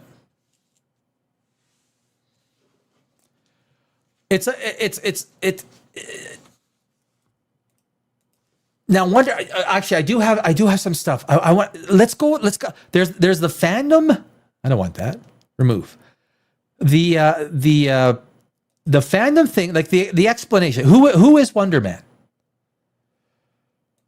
Who is Wonder Man? I don't know if you guys have ever seen the. There it is.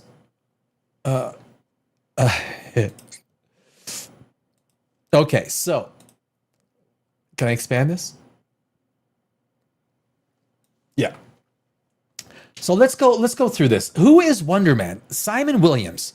Like, what are it? Hey, I didn't want that. Oh, jeez. God, do I hate Windows sometimes. Simon Williams what they do with Wonder Man, and this is part of the problem with Wonder Man. It is. Let me preface it with Wonder Man is well shot. The character interactions are excellent. Ben Kingsley is excellent. And what's his name? I mean, pull up all the names. No one remembers his name. Oh my God, Yahya Abdul Mateen. He's a good actor. Ben Kingsley, their relationship was fantastic.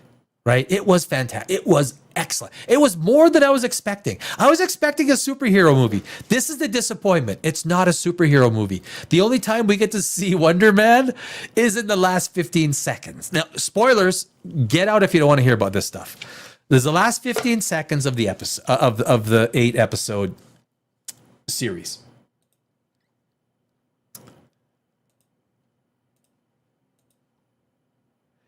So he is an actor turned superhero empowered by ionic energy that grants him immense strength as the magnificent Wonder Man. Now he's got some serious powers.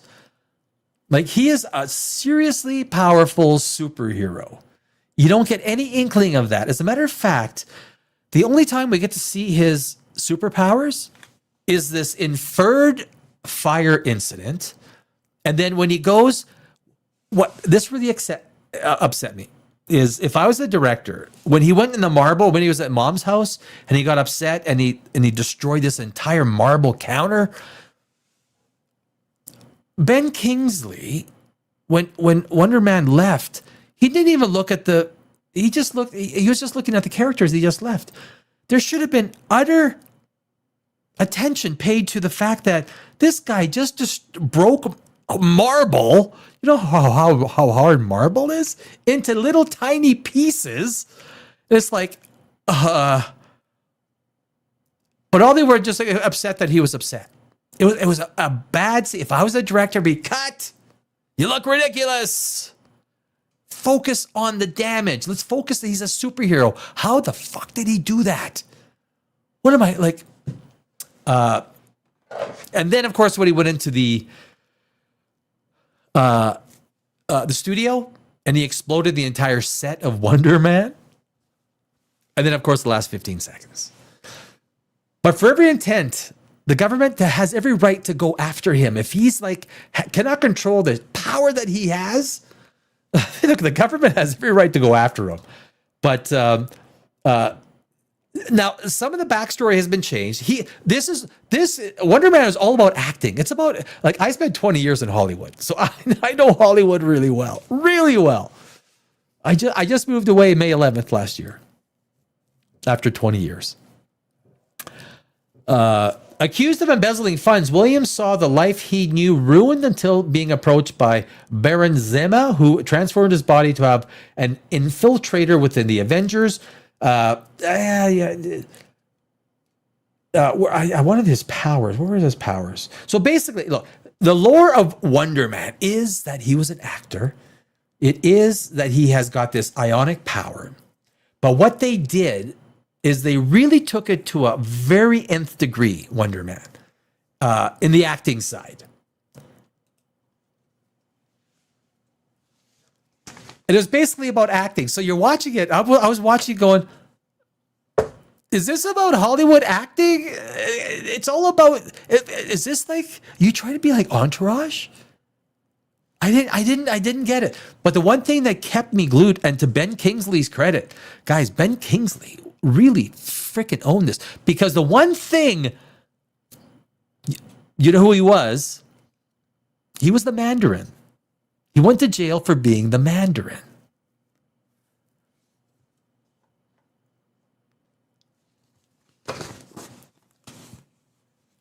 Well, you're right. No, yeah, okay. Mr. Selfie, they might as well start from a whole cloth when using characters so little known in pop culture. And if you're talking about Wonder Man, yeah, he's not well known. He's not. They're really digging deep into characters only people who read the comics will know. That is true. That is true. And that is a good argument, because what they did not do, they did not create this magnificence around the character that makes you go, ooh, like, he's called Wonder Man. There's nothing wonderful about him. There really wasn't. We weren't captivated by Wonder Man. We were captivated by Ben Kingsley. The two actors, like, they did pretty good. It was an interesting story, but it had nothing to do with Wonder Man. And then episode 4, where they had the other guy come in all of a sudden out of nowhere, you're like, wait a sec, am I still watching? I literally had to check, am I still watching the same show? Where's my remote control? Am I watching this? Did I change the channel? Episode 4.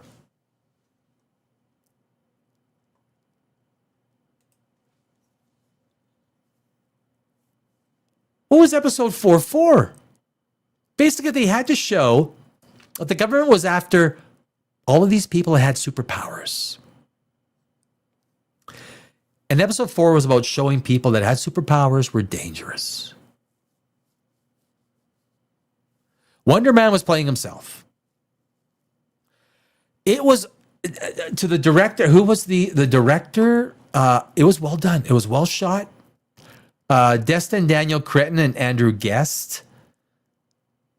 It doesn't say who the directors are. I imagine that they might be the directors.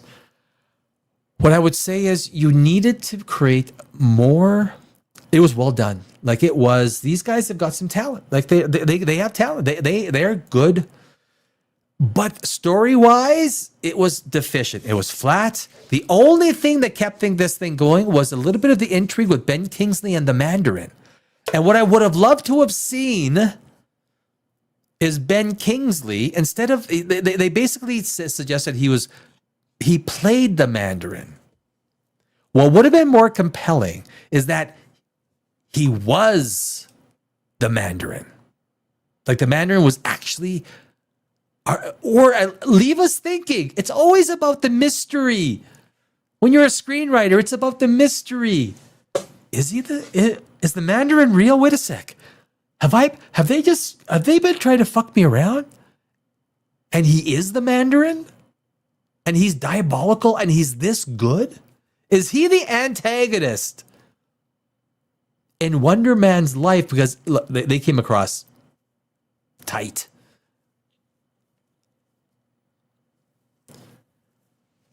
I don't know what the lore is. I don't know Wonder Man. But it was well shot. The lighting was good. The execution was good. The acting was good. The story needed... It's like, you know when you get your food and it has no salt on it, no spice, no curry, no nothing. You're like, doesn't taste like anything. That's what Wonder Man is. You get this show, you're watching it. It doesn't taste like anything. It needed spice. Right, cellophane, right. But granted, the writing between the characters was good. The interactions with the characters, what it needed was spice. It needed energy. It needed a little bit more superhero. And it could have happened by accident. It could have happened in a way that Wonder Man didn't expect it. This is supposed to be an origin story, right? This is somewhat of an origin story. His coming out. Let him come out. The only time he came out was the last 20 seconds of the 8th episode. No. We needed more Wonder Man. We needed more. Granted, okay, he was race swapped. Is that going to affect some people? A lot of people. It is. Was the actor good? He's pretty good. Yeah. Yeah, his coming out. Well, yeah, in a way. In a way, his coming out, right? Just in a way. In a way, it's his coming out. Wonder Man. So, if you're going to ask me, I'm going to share this tab. Should you watch Wonder Man? It's not bad.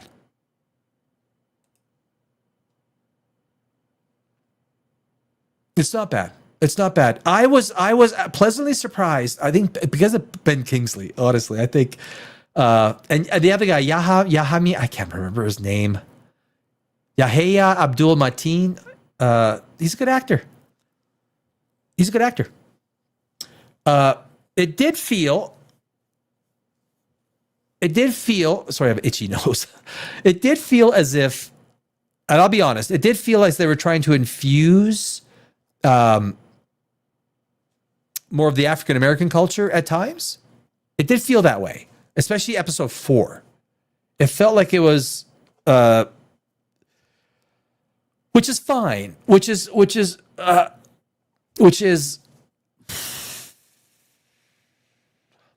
when you start going to that kind of stuff, there's no right or wrong. The question has to be, is this going to help viewership or is it going to hurt viewership? It has nothing to do or less to do with the idea that you're race swapping. Is it a good idea to race swap? I don't know what the answer is to this one. Ben Kingsley and Yaha, they had good chemistry. But many people will say they shouldn't have race swapped. And look, there's an argument there. There is an argument there. It's a valid argument. Did the TV show work as it was? It did. The guy was a good actor. He did a good job.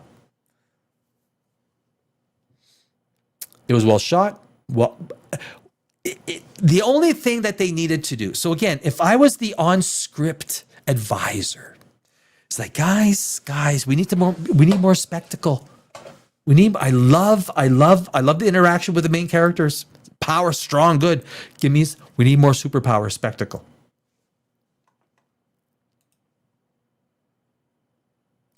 We need more superpower spectacle. Right? It's not complicated. 7.6.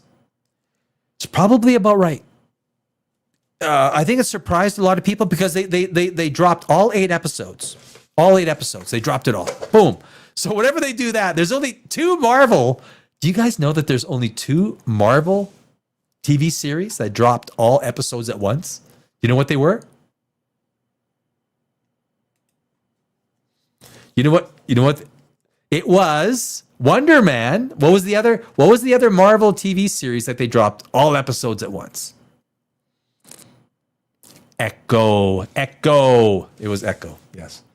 Yes, that was true. So when they dropped all 8 at once, it was kind of like, ooh, this is not good. It's not good. So I thought when I was watching it, I had lower expectations.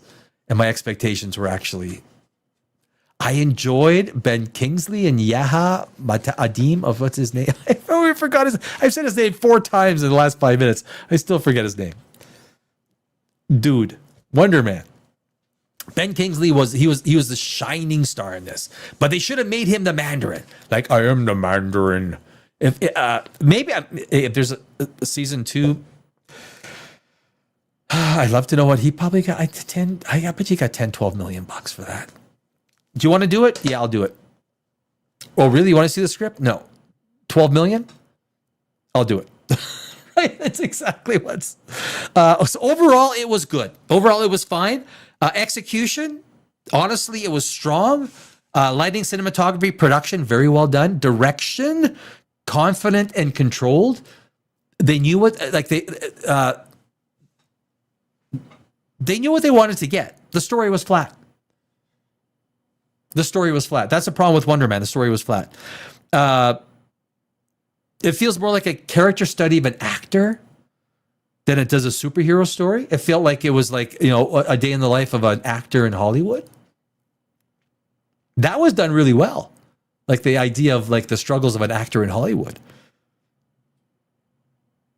There were no stakes. That's part of the problem. There was no stakes. There's no tension. What are the stakes? There was nothing really to push the whole story forward. And again, it's another problem. Same as Starfleet Academy. Like, this is consistent with so many of these TV shows. Who the fuck are these writers? All the great writers have left Hollywood, guys. That's the problem. You're left with these garbage writers. And that's not even nice. It's not even nice for me to say. Writers that have less of a capacity to create emotional stories. The superhero element, it feels second. These are my notes. The superhero element, it feels secondary. It's almost like an optional element until the last 20 seconds of the 8th episode. The tone is serious, grounded, but emotionally muted. There were some emotional parts, but especially with Wonder Man and his mother, they tried to get a few things that were almost there, but not quite. Almost, very close. The audio. Some people will like the grounded approach. Again, the race swap. That's the controversy. And the bottom line, it's well made on a technical level, but dramatically underpowered. Do I recommend Wonder Man? It's worth your time. It is. I think you'll enjoy it. Don't expect it to be a superhero story. This is a Los Angeles story about an actor who has some powers that he's discovering, and Ben Kingsley, who befriends him. And you will enjoy watching that relationship unfold. Except for episode 4. There's no explanation for episode 4. None. So Iron Lung. I got, there's a lot of stuff. We're at the 2-hour mark, and I thought I was going to get to the Iron Lung a lot earlier in the show. Iron Lung is winning the box office. Iron Lung's winning the box office. That was the last of my red wine. Have you heard of Iron Lung? So it's a very interesting story. You don't need that. I got all my notes. You know what? When you're doing this all yourself, where's Iron Lung? Oh. I guess I didn't print it out. That's okay. I'll ad lib. I'm good with ad lib. The problem I have, I got to go through some of these. Mr. Cellophane is talking. We should challenge writers to not include those topica at all to see what wonders we get. No sex at all, even straight. No shallow crap. No. You never heard of Echo?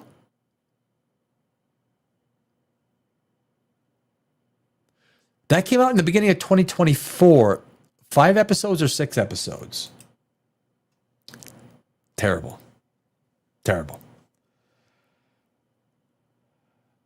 Two unintentional puns. Mr. Cellophane, man. Honest criticism is important. Stop being so polite. It serves no one.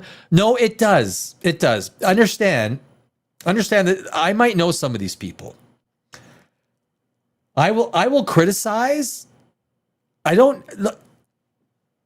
Everyone's got their style. So you go on all of these YouTube channels. Most of these motherfuckers don't know what they're talking about, okay? They've never written a screenplay. They've never been in the industry. They've never been in front of the camera, behind the camera. They've never been anywhere in production. They've never been anywhere doing anything. It's just their opinion on a movie. And whenever they start talking technical about pacing, this and that, well, it feels disingenuous. You can Google me, Danny Alex, and there's pages of screenwriting credits that I've done. Pages, hundreds of awards that I've won. My style is, now, Cellophane, if you watched last week's episode, I was more into the F-bomb last week than this week. I do everything with a smile. That's my style. I criticize, but I do it with a smile in the hopes that maybe the person who I'm criticizing will realize that it's constructive. And if they don't, well, fuck you then, right? That's, I'm not apologetic for anything. It's my opinion. I get an opinion. I'm giving it to you. But I'm giving it in a nice way. I don't need to be bombastic about my opinions. Do I like woke? No, I fucking hate woke shit. I don't need to say it that way every time. But there needs to be a rational explanation why I hate. What is it about woke ideology, DEI ideology, that makes the science of story so terrible for our experience? You just can't say it's woke and it sucks. No. Cause and effect. Specifically, someone who is intelligent, who understands this. They review a movie, they review a TV show, needs to understand, needs to at least be. I don't need to hear someone's fucking opinion on a movie, which is 3/4 of YouTube. I'm a screenwriter. There's a guy Brandon McNulty. I'll give you a name. Brandon McNulty. Great guy. He's a novelist, not a screenwriter. But he understands story, character, plot. He understands the relationship, the story of the science of story. Brandon McNulty. If you want to read watch some good YouTube stuff, I don't want to be like these other, I'll use the word, fucks, idiots on YouTube that just come out sounding like a emotional blowhorn, opinionated. They all say the same thing. It's woke, so I hate it. Like 1 or 2 or 3 of these people on YouTube say one thing, the whole fucking chorus starts saying the same thing. That's not me, right? So Mr. Cellophane, that's what I'm explaining myself. Why do I, this is me. This is the way I say things. I will say it with a smile. But I mean it.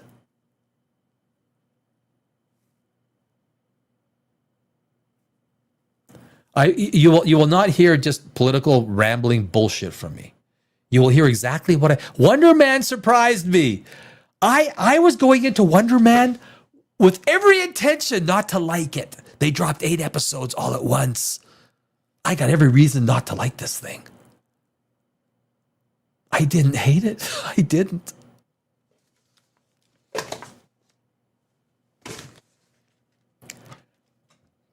Was I upset that he was race swapped? I don't know. Would it have been better if it was the way the character was intended? He was a Caucasian, would it have been better? It would have been better if the actor was better. Not because of the skin color, right? I think we all agree on that. If the actor was better, we would have enjoyed Wonder Man better. The actor was not bad. He was good. But if you dislike it because you were a Wonder Man fan and it's race swapped, that's valid. It's a valid opinion. I'm not going to ramble on you because you've got that opinion. We all get a fucking opinion. We're all valid, right? Cellophane, all of us, we all get opinions. It's all valid. And that's why I want to hear your opinions. If you throw something in the chat, I'm not going to lambaste you for an opinion. I like green, you like blue. How do we solve that? We don't. You like green and I like blue. It's just that simple.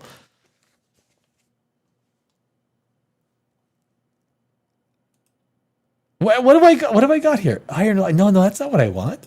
I got you. I got you, Mr. Cellophane. I got you, my friend.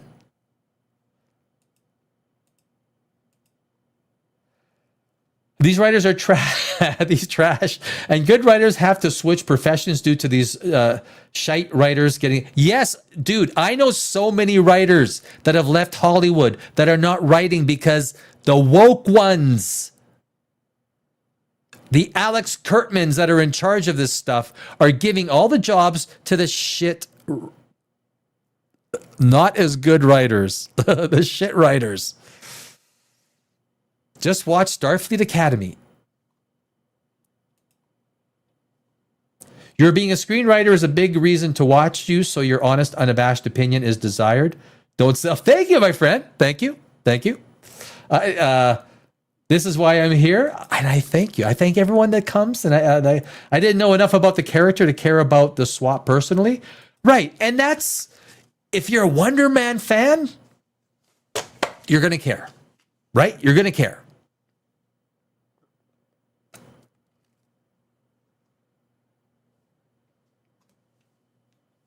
Iron Lung. So this Iron Lung movie, I don't get it as much as I should. I'm going to close that off. And then where is my Iron Lung stuff? Iron Man, Wonder Man, Iron Lung. There it is. Explain. So the idea, I didn't understand the Iron Lung. Share screen. Explain the Iron. Is that? Yeah. Is that what I did? Yes, it is. So Iron Lung. When I read, so if you look at IMDb, at the very top, you have what's called the log line. And the log line is basically one sentence that describes the entire plot of the story. I read the log line of Iron Lung. Still couldn't understand it.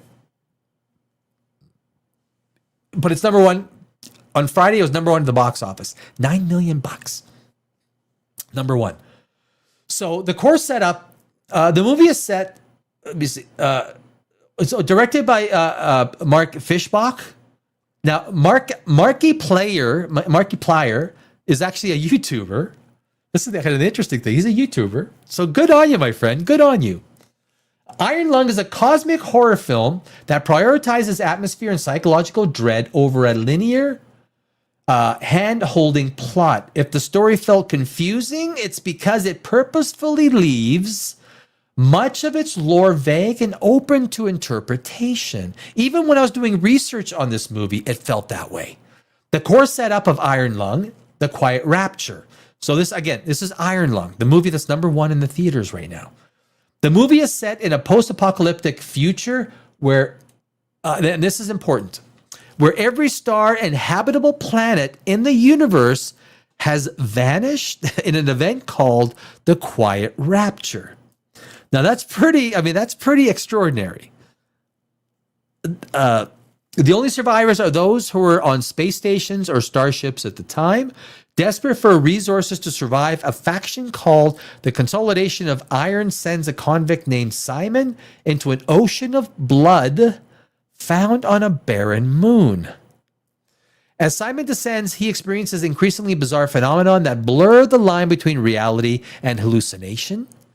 The voice. Simon hears a female voice through his intercom. This is later revealed to be an audio recording from a previous pilot who was consumed by the blood ocean. I don't understand the blood ocean. How can you have an entire ocean with blood? Does not compute. The light. Simon is led to a light that the voice claims is connected to God and the rapture. So I think a lot of this is supernatural, or you have to sort of assume it's supernatural. Some theories suggest this light is a trap used by the creature to lure prey, while others view it as a literal manifestation of the cosmic force that caused the rapture. After witnessing the light, Simon Sub becomes alive with invasive flora and vines. He begins to physically transform, eventually losing an arm and resembling a humanoid monster he saw earlier in the film. I'm not going to go into this. I'm not going to ruin this movie. That goes into the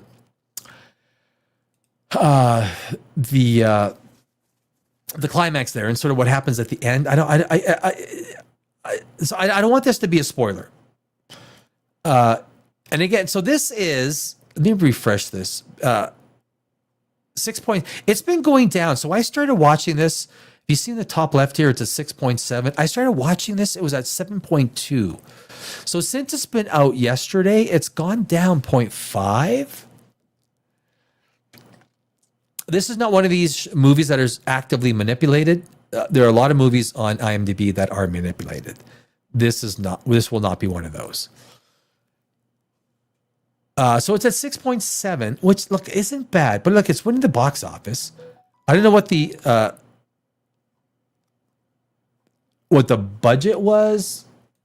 What was the budget of Iron Lung? Oh shit, less than 3 million. Oh my God. They are making a killing. Oh jeez. Okay. On Friday night, it did $9 million. On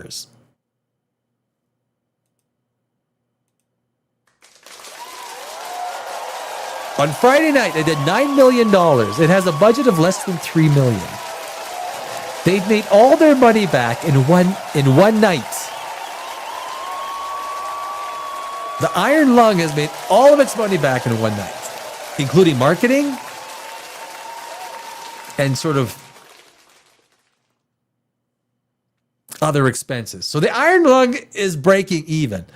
Saturday, Sunday is profits. Monday is profits. Tuesday is profits. That's freaking awesome. It's a non-studio movie. Guys, ladies and gentlemen of the jury, as a screenwriter who has never sold out to the studio system, and I've won hundreds of awards,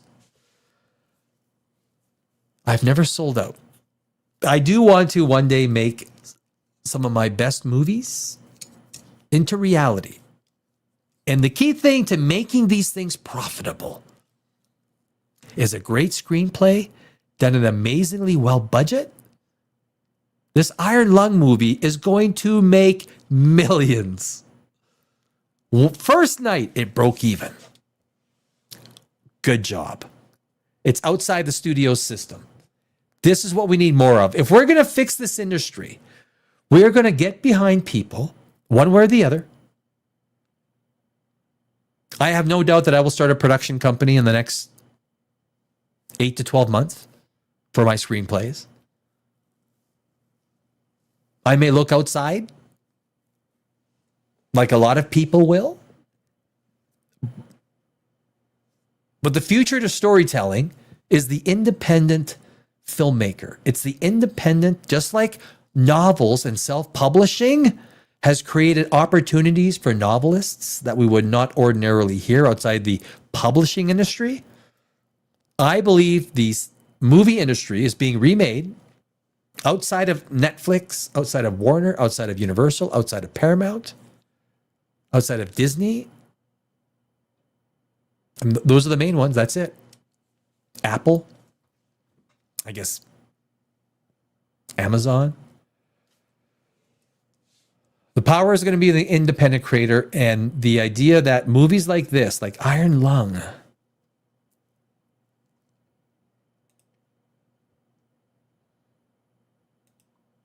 is this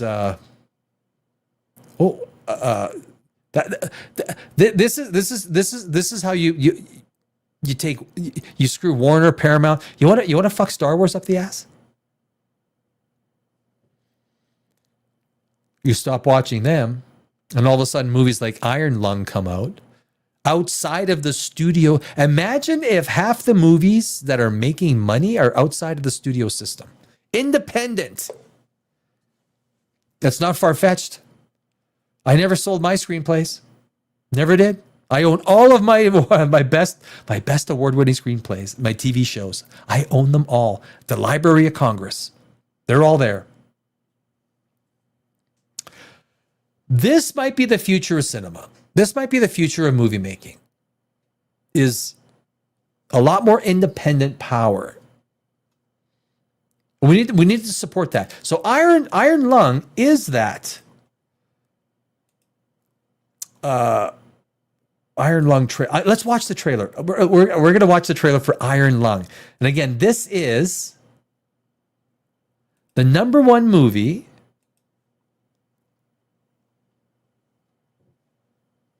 at the theaters. Friday night. It was the #1 movie. Where are we here? I see that question in your eyes. For what purpose? Now, this trailer is really hard to understand, to try and figure out. And that's why I had to sort of preface it with it's... Do we remain alone in the dark? Beginning the descent. Cruising depth in roughly 2 minutes. 10. I ask myself that very same question. I'm seeing some voltage irregularities on the instruments, and keep an eye out for sparks or flames or anything like that. Why would there be flames? You did test this thing, right? This is the test. Closing porthole shielding. Where's the reason for this quiet rapture? Too few to build, too many to feed. You're the first one down. All we have are surface scans, that's why you're there. Well, one of the reasons. There's... Again, this is Iron, like this is Iron Lung, the movie, and people, if you're watching this, if you're coming in part way into this, you're like watching, what is this?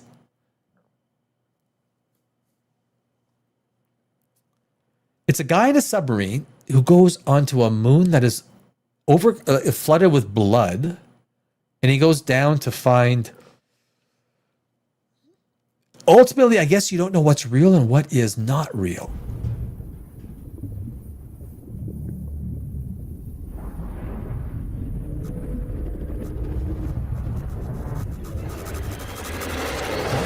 Just agree. This is important. Food, air. We need this, not just the seal. All of us. We need this. There aren't enough of us left to be throwing lives away, but there is too much at stake not to take calculated risks. Ian doesn't understand that. You don't understand that! I just want to live. Is that so wrong? Why doesn't anybody else want that? It's an interesting trailer, but it's also the #1 movie in the theaters.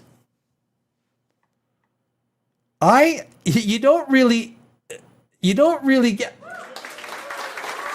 Yeah, it's independent. It's you don't really get a lot of feeling of what that movie might be about, but you see the human.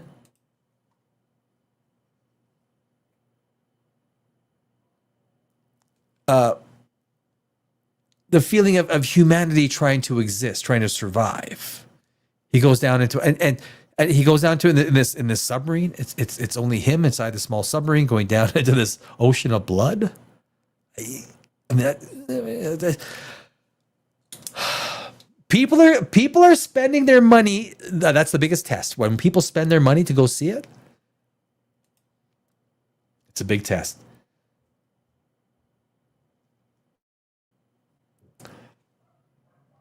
Just more evidence Hollywood is about propaganda, not storytelling. Yeah. Don't have to spend tens of millions to make a good movie. Here is the evidence. Iron Lung. It's #1. It's #1. It makes the destruction seem purposeful and therefore seem a tad hopeless. Hopeless is the best place for the protagonist starts. When they hit hopeless, that's when the movie begins, right? That's where the movie begins, at hopeless. We'll take what you're saying for the medium to survive. So yeah, that is Iron Lung.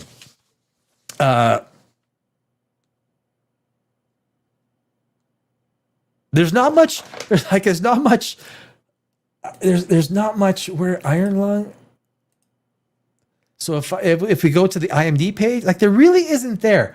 A lot of the people, because there's a YouTuber who actually made this thing popular, who actually made the movie popular. Mark Fishbach, Caroline Kaplan, Troy Baker. Obviously, these actors aren't big name actors. Maybe they get a small piece in the back end. When I was about to do one of my movies in 2022, before I moved out of Los Angeles, I had to put it on hold. The Sicken. The actors that I had in place, they were getting a small daily fee, and they were getting some back end. The main actors were getting back end, and they liked that. They liked it. From an independent movie, they liked it because they loved the script. The script was one of my most award-winning scripts of all. But that's part of the way when you set up a movie, you take a lot of these people, a lot of the actors. Usually the crew doesn't. The grips, the all these people that are in the production crew, they typically won't. They just get paid a certain amount. But the actors and things like that, they will take a small fee, and a lot of times they'll take the back end. So, but some people are saying, well made, not enough meat. Should have been a short film. The best new and upcoming horror. There's people. Hey, there's people that are giving it kudos. The fact is, they spent less than $3 million. It made $9 million the first night. They get 50%, so that's $4.5 million. If you say $3 million plus marketing, it's usually 50% of the budget. That's $4.5 million. They brought in $4.5 million for themselves. It's probably a little bit more than that, but I'll guarantee you, Saturday, Sunday, here on in, it's all profits for them. So good for them. Good for them. And like I say, that's what, as a screenwriter, that's what I want to see. I have friends that I work with that are directors. There's actually an entire little, like with my screenplays that we have set up, but it needs to come with the proper mechanisms, financing, and everything to make a movie, to make sure it gets distributed and all these other things. But it is good to see a movie like this, Iron Lung, owning the box office. I cannot suggest to go see it or not. I don't know anything about it. It looks interesting. But if you went to go see crap movies like Thunderbolts or the new Captain America, if you went to go, like, if you spent money on that, this movie is probably money that is better well spent. Honestly, it looks good. It looks intriguing. It looks like they're gonna the movie Iron Lung looks like they're going into some places that test the human psyche. Skin in the game, so to speak. Oh, you got to have skin in the game. Yeah. I worked in the stock market for a number of years. I was a market maker on NASDAQ and NYSE. First rule of dealing someone in the stock market, if someone comes to you and they're setting up a company and they have no skin in the game, you don't get involved. You only get involved with other people who have skin in the game. That's it. Period. End of story, my friends. End of story. Okay, guys. So that is Iron Lung. I wanted to touch on Iron Lung. I really, it's a great story. Well, it's going to make money. Like I said, it got all of its expenses done in the first night. So congratulations to those guys. Awesome. Well done. I gotta give the full applause. A YouTuber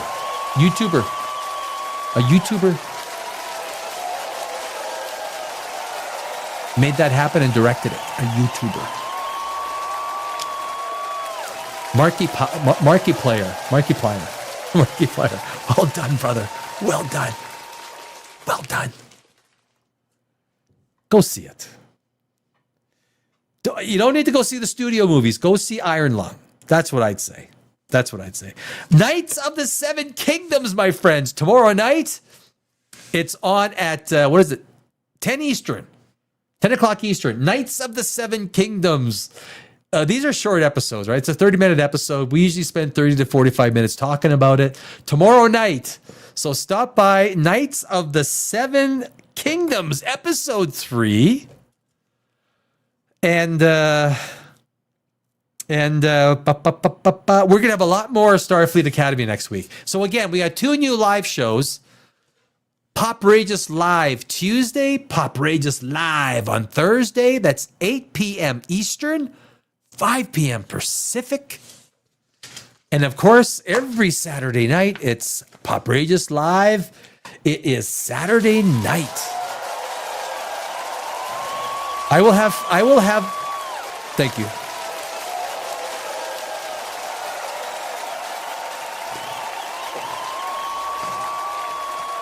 $250 people in the studio audience. 250.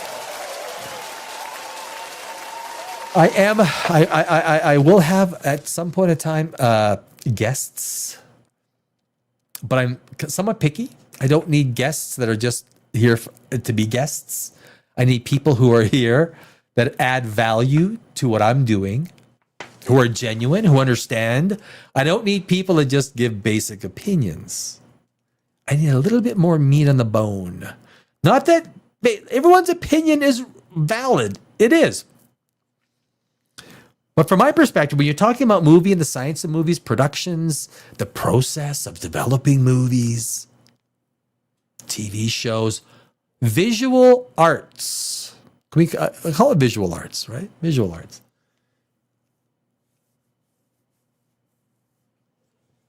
It's got to be good people. So, yeah.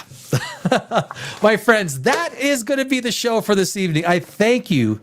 Thank you for joining me on Poprageous Live. It is Saturday night.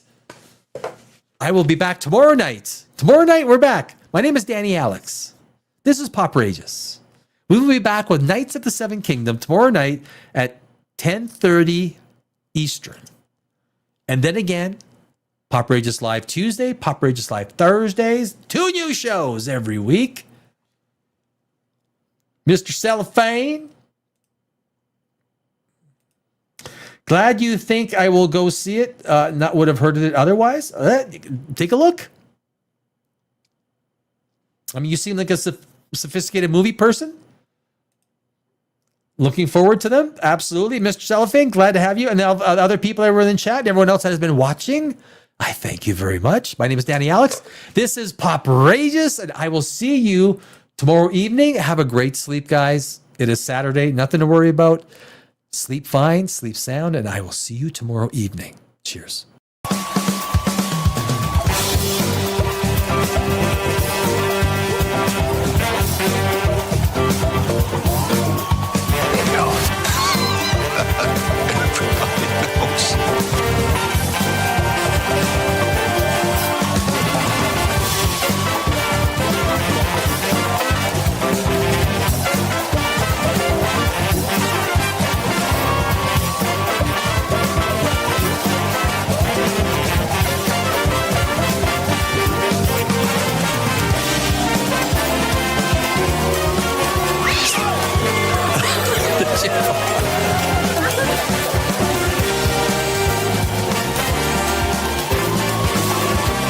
Oh, sorry. You're still there.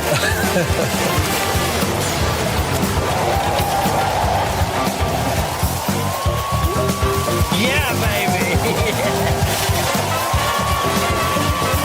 Why are you not entertained? I'm sorry, baby. I didn't know it was your turn. You! Look at me! Yes. What's wrong with being sexy? I mean, there's no... Sexy. Yes. These go to 11. Does that mean it's louder?